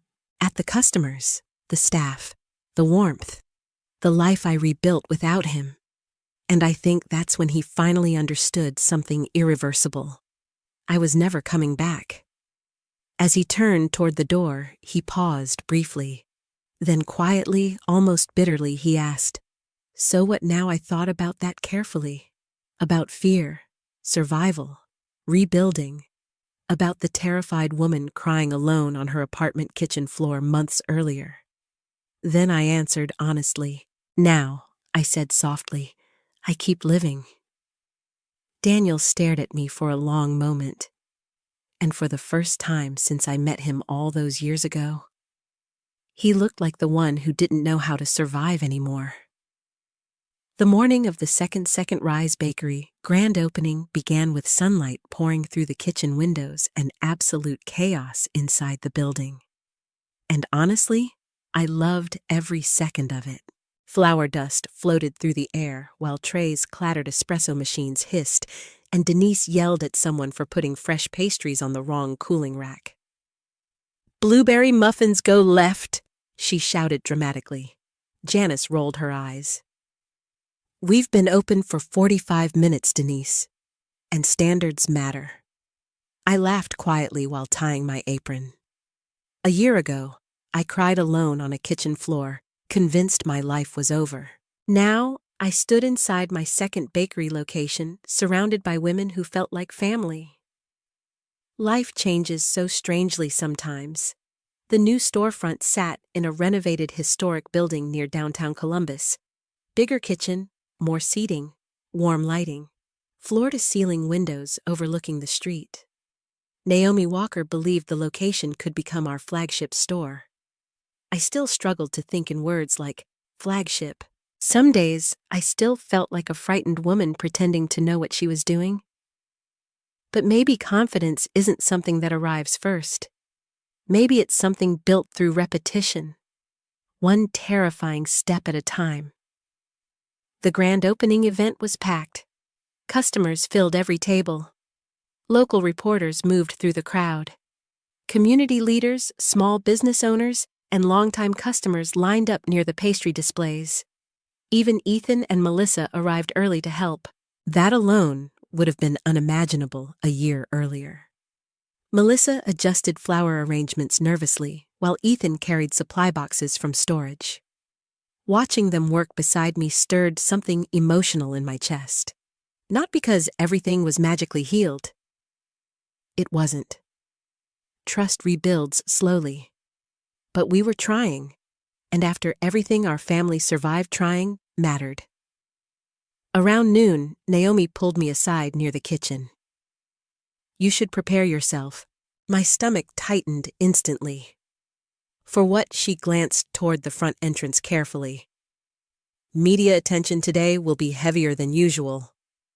I frowned slightly. "What does that mean?" Before Naomi could answer, I heard raised voices near the front of the bakery. My entire body tensed instantly, because I recognized Daniel's voice immediately. Even after all this time, some sounds still triggered survival instincts inside me.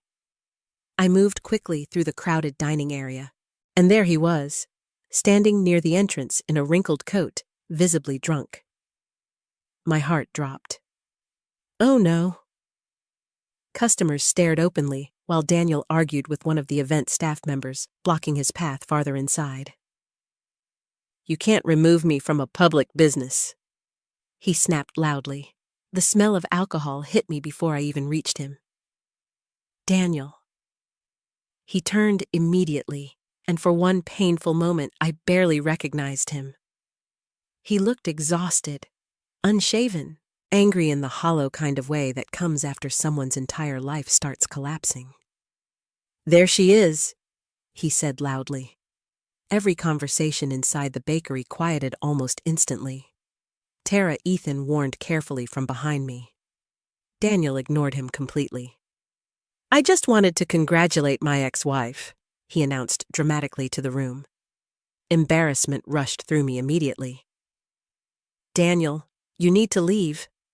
He laughed harshly. Why afraid people might hear the truth? The room became painfully silent. I noticed customers pulling out phones. Recording. My stomach twisted. Not again. Not today. Daniel gestured wildly around the bakery. "She acts like she built this alone." I crossed my arms tightly. "I did build it." "No." He pointed directly at me. "You built this using my money." Several people exchanged uncomfortable looks. Ethan stepped forward immediately. "Dad, stop." Daniel rounded on him furiously. "Oh, now you're defending her." Melissa grabbed Ethan's arm nervously, but Daniel kept going. She wouldn't even have an apartment without the divorce settlement humiliation burned through me. Not because his words were true, because he still needed to publicly reduce me in order to feel powerful, even now, even after everything. I took a slow breath. "You're drunk." Daniel scoffed loudly. "No, Tara. I'm honest." He pointed around the bakery again. "These people think you're some inspirational success story." The bitterness in his voice felt toxic. "But they don't know who really paid for all this." That's when Linda Hayes walked through the front entrance. Perfect timing, still carrying legal folders. Still terrifyingly calm. Daniel visibly froze the moment he saw her. Interesting. Linda approached slowly beside me. "Daniel." His jaw tightened instantly. "What are you doing here?" Linda glanced calmly around the crowded bakery. "Actually, I was invited." The room remained silent enough to hear silverware clink against plates. Daniel laughed bitterly. "Oh, perfect. The lawyer's here too." Then he turned back toward the customers. "Did Tara tell all of you how much money she got from me?" Something inside me finally stopped shrinking at that moment. Not angrily, not emotionally. I just suddenly became tired. Tired of his performance. Tired of his manipulation. Tired of his endless need to rewrite reality. "You forged my signature," I said calmly. The room went dead silent. Daniel's face changed instantly. "What? You heard me!" His eyes flickered toward Linda immediately. Fear. Real fear this time. Linda stepped forward professionally. As your legal counsel already informed you, we have verified evidence of multiple fraudulent transfers tied to marital assets. Several customers gasped softly. Daniel's face reddened instantly. That's nonsense. No, Linda replied evenly. Actually, it's felony-level financial misconduct. The silence that followed felt enormous. Ethan stared at his father in shock, despite already knowing pieces of the truth. Melissa covered her mouth, and for the first time since all this began, Daniel no longer looked powerful. He looked exposed, dangerously exposed. You're trying to ruin me, he snapped toward me. I stared at him quietly. No, Daniel. Your choices did that. Something about hearing calm truth instead of emotional pleading seemed to destabilize him further. You think you're better than me now? He shouted. I shook my head slowly. No. I just finally stopped believing I was less than you. That landed hard enough that even he felt it. Daniel looked around desperately at the customers watching him now with discomfort instead of admiration. The illusion was breaking publicly in real time. For years he controlled the narrative. Successful businessman, provider, strong husband. And now people saw exactly what I lived with behind closed doors. A man terrified of losing control. Daniel suddenly pointed toward the pastry cases. This whole place is a joke. Nobody reacted. Not one person. No laughter. No agreement. Just silence. And somehow that silence felt louder than humiliation ever had. Because for the first time in his life, Daniel Robertson stood in a room where his authority meant absolutely nothing. His breathing grew uneven. Then finally, Ethan stepped forward. Dad. Daniel looked at him immediately. You need to leave. The words visibly shattered something inside him. Because Ethan had chosen. Not me over him. Truth over fear. Daniel stared at his son for several long seconds. Then slowly his shoulders sagged. Not dramatically. Just enough to reveal exhaustion underneath all the anger. Without another word, he turned and walked toward the exit. The crowd parted silently for him. And right before reaching the door, he stopped briefly. Without looking back, he asked quietly, Was I really that terrible? The question broke my heart more than I expected. Because deep down, I think he genuinely didn't understand the damage he caused. I looked at the man I once loved more than anyone in the world. Then finally answered honestly, You spent years trying to convince me I was nothing without you. Silence. And eventually I said softly, You started believing your own cruelty was normal. Daniel lowered his head slightly. Then he walked out into the cold afternoon sunlight alone. The bakery remained silent long after the door closed behind him. Then suddenly, quietly, someone started clapping. A woman near the back. Then another person joined. Then another. Until the entire bakery filled with applause. Not for revenge. Not for humiliation. For survival. I stood there fighting tears while the sound echoed around me.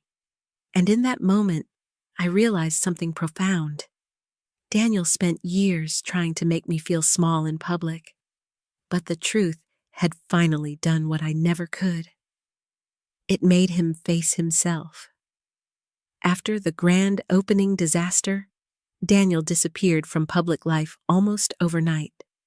No more smug Facebook posts. No more golf club dinners. No more carefully curated image of the confident provider who controlled every room he entered. People in Columbus talk, especially after public humiliation mixed with legal trouble. Within days, rumors spread everywhere. Financial fraud investigations, forgery allegations, hidden accounts, failed investments. Most of the details remained private legally, but enough surfaced that Daniel's reputation began collapsing piece by piece. And strangely, I didn't feel victorious. That surprised people sometimes. They expected rage from me, revenge, celebration. But the truth was much sadder than that. I wasn't watching an enemy fall. I was watching the man I once built my entire life around unravel in front of everyone. There's no joy in that, only grief. One rainy Sunday afternoon, Ethan came by the bakery after closing carrying takeout containers from my favorite Italian restaurant. "You've barely eaten all week," he said. I smiled faintly. "You sound like me." "Guess I inherited it." That made me laugh softly. We sat together at one of the empty front tables while rain streaked the windows outside. The bakery smelled like vanilla and coffee and fresh bread cooling in the kitchen. Home. That's what it felt like now. Not the big house Daniel once controlled. This place, this life, this peace. Ethan stared down at his food for a long time before finally speaking. "I went to see Dad yesterday." I looked up quietly. "How was he?" Ethan hesitated. "Bad." Something painful tightened in my chest despite everything.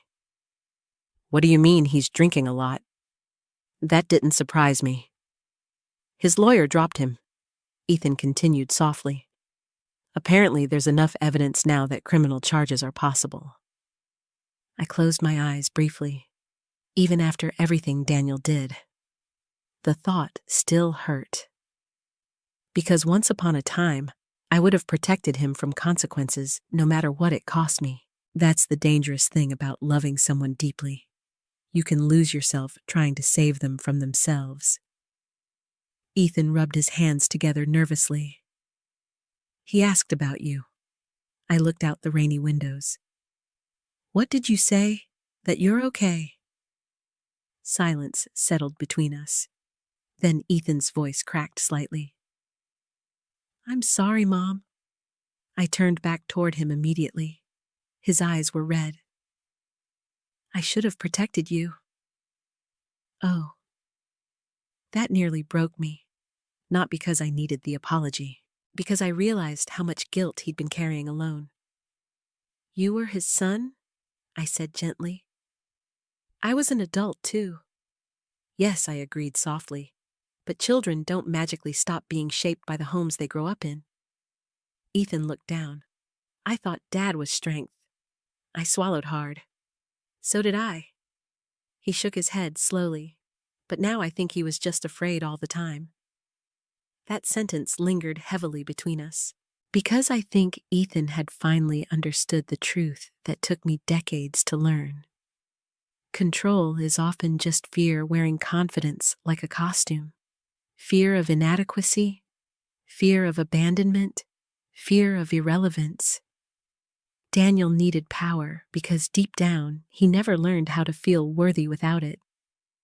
And sadly, people like that often hurt everyone closest to them while trying desperately to avoid their own pain. A few days later, Melissa came to the bakery alone. That surprised me. She stood awkwardly near the counter, twisting her purse strap nervously while customers moved around behind her. "Do you have a minute?"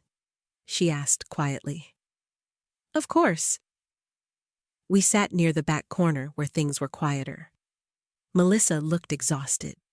For a long moment, neither of us spoke. Then finally she whispered, "I owe you an apology too."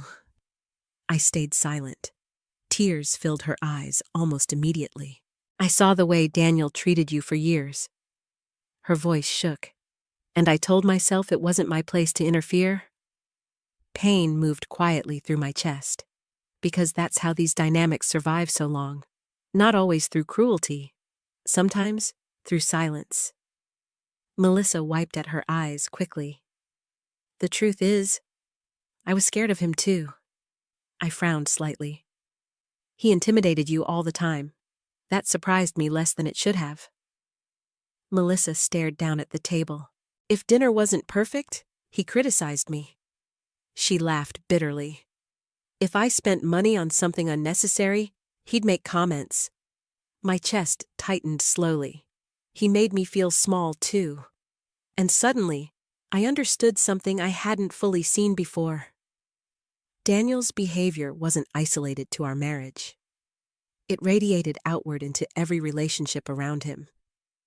Melissa looked up at me carefully. I used to think you were weak for staying quiet. The honesty stung. Then she continued softly. But now I realize you were surviving. Tears burned behind my eyes instantly, because surviving is ugly sometimes, quiet, complicated.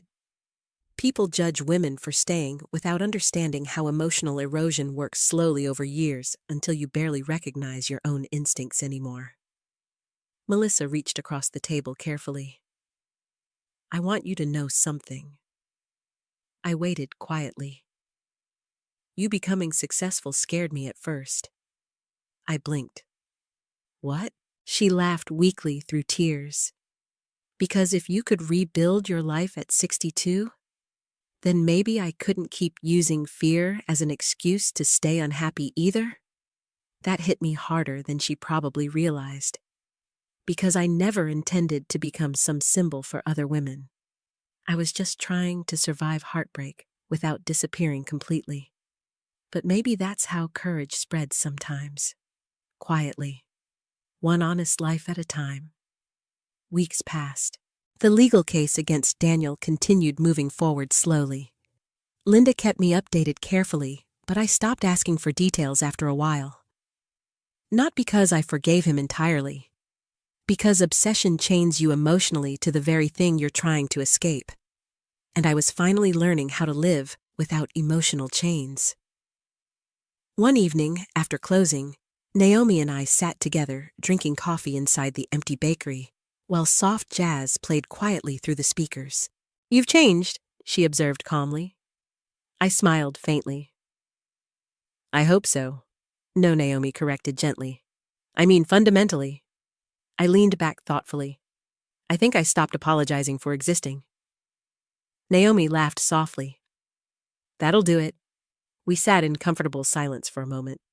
Then she asked, Do you hate him? The question surprised me. I thought carefully before answering. No. Naomi raised an eyebrow slightly. Really? I looked around the bakery slowly, at the life rebuilt from ashes, at the warmth, the peace, the women laughing in the kitchen earlier that day. Then finally, I answered honestly. I think hating him would mean he still controls too much space inside me.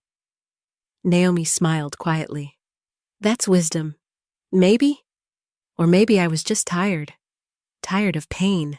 Tired of carrying old wounds like proof I survived them. The truth was, Daniel already lost. Not because of lawsuits. Not because of public humiliation.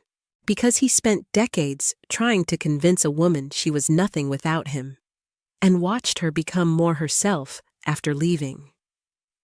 That kind of loss can't be repaired by money or reputation. Late that night, after everyone left, I stood alone in the bakery turning off lights one by one. Outside, snow drifted softly beneath the street lamps. I paused near the front window, looking at my reflection in the glass. And for the first time in years, I recognized the woman staring back at me. Not someone's wife, not someone's emotional shadow, just Tara, whole, visible, free. 3 years after my divorce, Second Rise Bakery had 4 locations across Ohio. Sometimes saying that out loud still feels surreal, not because I doubt it anymore, but because I remember exactly who I was when this story began. A woman sitting silently at a dinner table while her husband laughed about how helpless she'd be without him.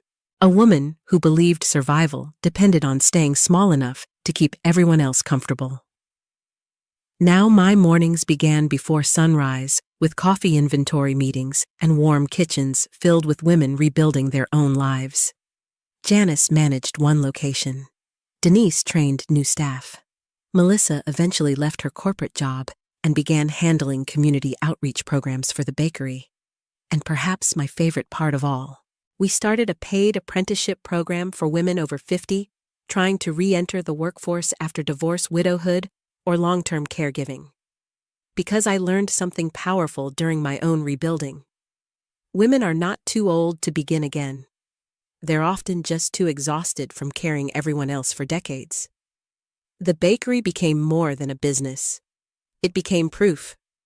Proof that worth doesn't disappear with age. Proof that emotional survival can become transformation. Proof that starting over doesn't mean your life ended. Sometimes it means your real life finally begins.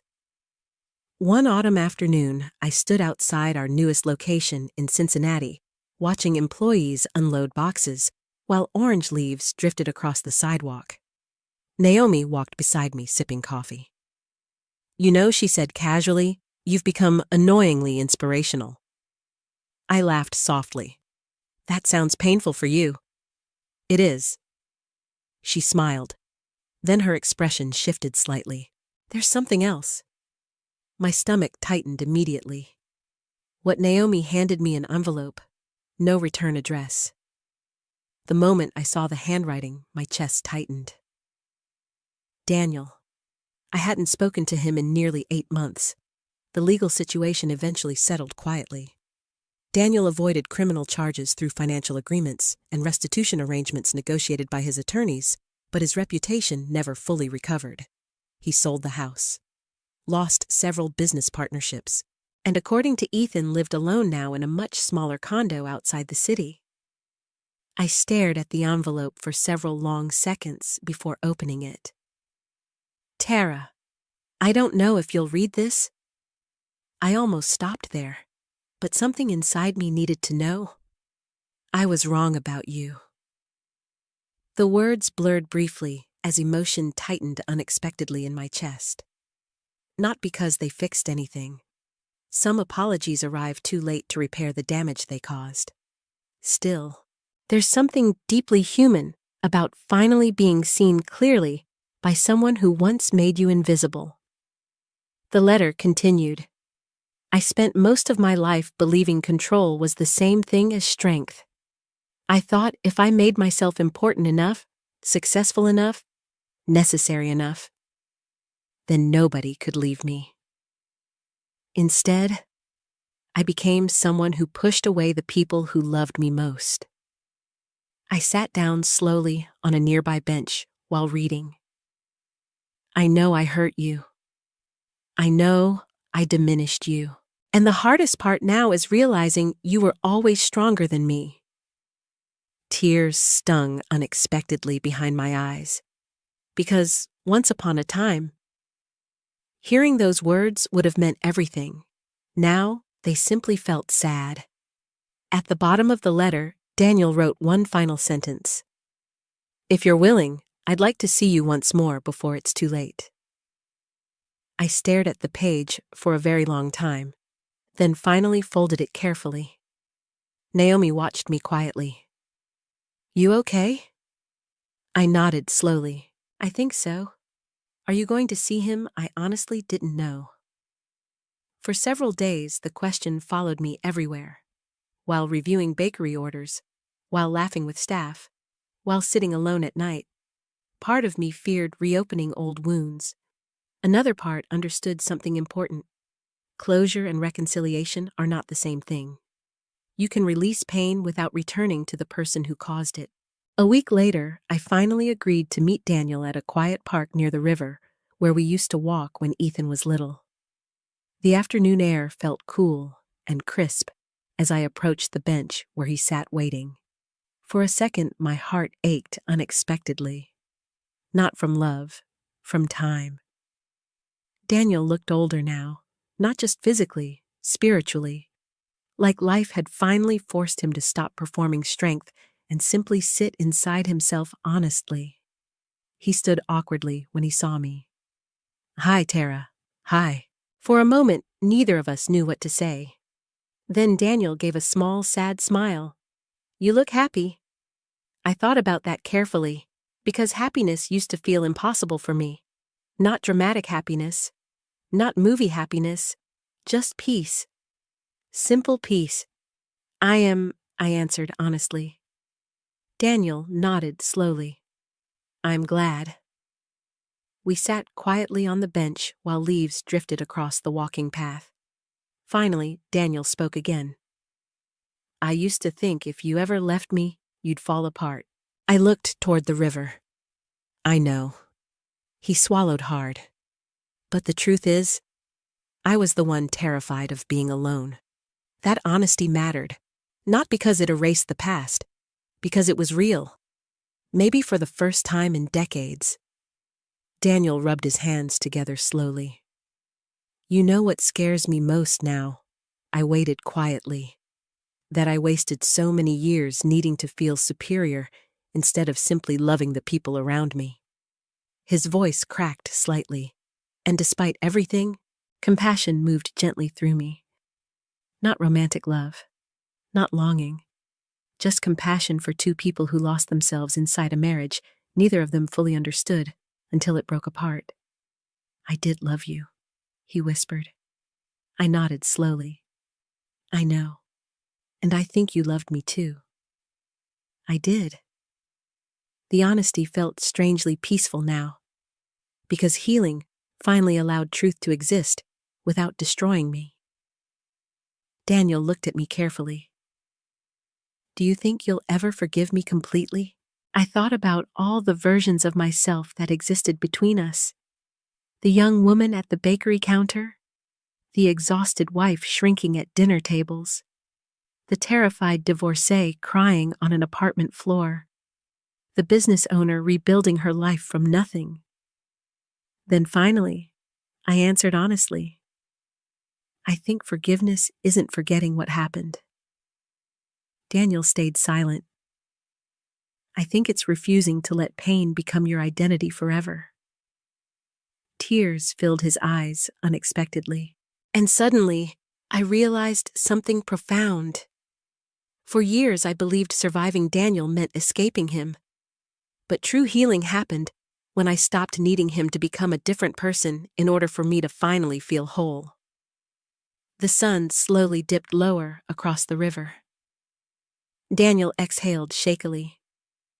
You became richer after the divorce. I laughed softly. Yeah. He smiled faintly, but not because of the money. I looked at him quietly. No, I agreed. Not because of the money. Because wealth isn't always financial. Sometimes wealth is waking up without fear. Sometimes wealth is rediscovering your voice after decades of silence. Sometimes wealth is realizing your life still belongs to you, no matter how late you begin again. And as I stood to leave that afternoon, I understood something with absolute certainty. Daniel Robertson once believed I could never survive without him. But the truth was, the moment I stopped believing his version of me, I finally became free enough to build a life richer than anything I ever imagined. If there's one thing I hope you take away from my story, it's this: never confuse dependence with love. Real love does not shrink you. It does not humiliate you. It does not require you to become smaller so someone else can feel important. And no matter your age, no matter how many years you've already spent surviving, it is never too late to rebuild your life. Sometimes the end of one chapter feels like destruction when it first happens. But later, you realize it was rescue. I thought divorce at 62 would ruin me. Instead, it forced me to meet the version of myself I abandoned decades earlier. The woman who still had dreams, still had talent, still had value. So if you're watching this while feeling trapped, invisible, unloved, or afraid to start over, please hear me carefully. Your life is not over, and your worth was never dependent on someone else's ability to recognize it. If this story touched your heart, please like and subscribe to the channel. and I'd truly love to hear from you in the comments. Have you ever had to rebuild your life after someone made you feel small? Where are you watching from today, and what time is it there right now? I read every single comment, and your stories mean more to me than you know.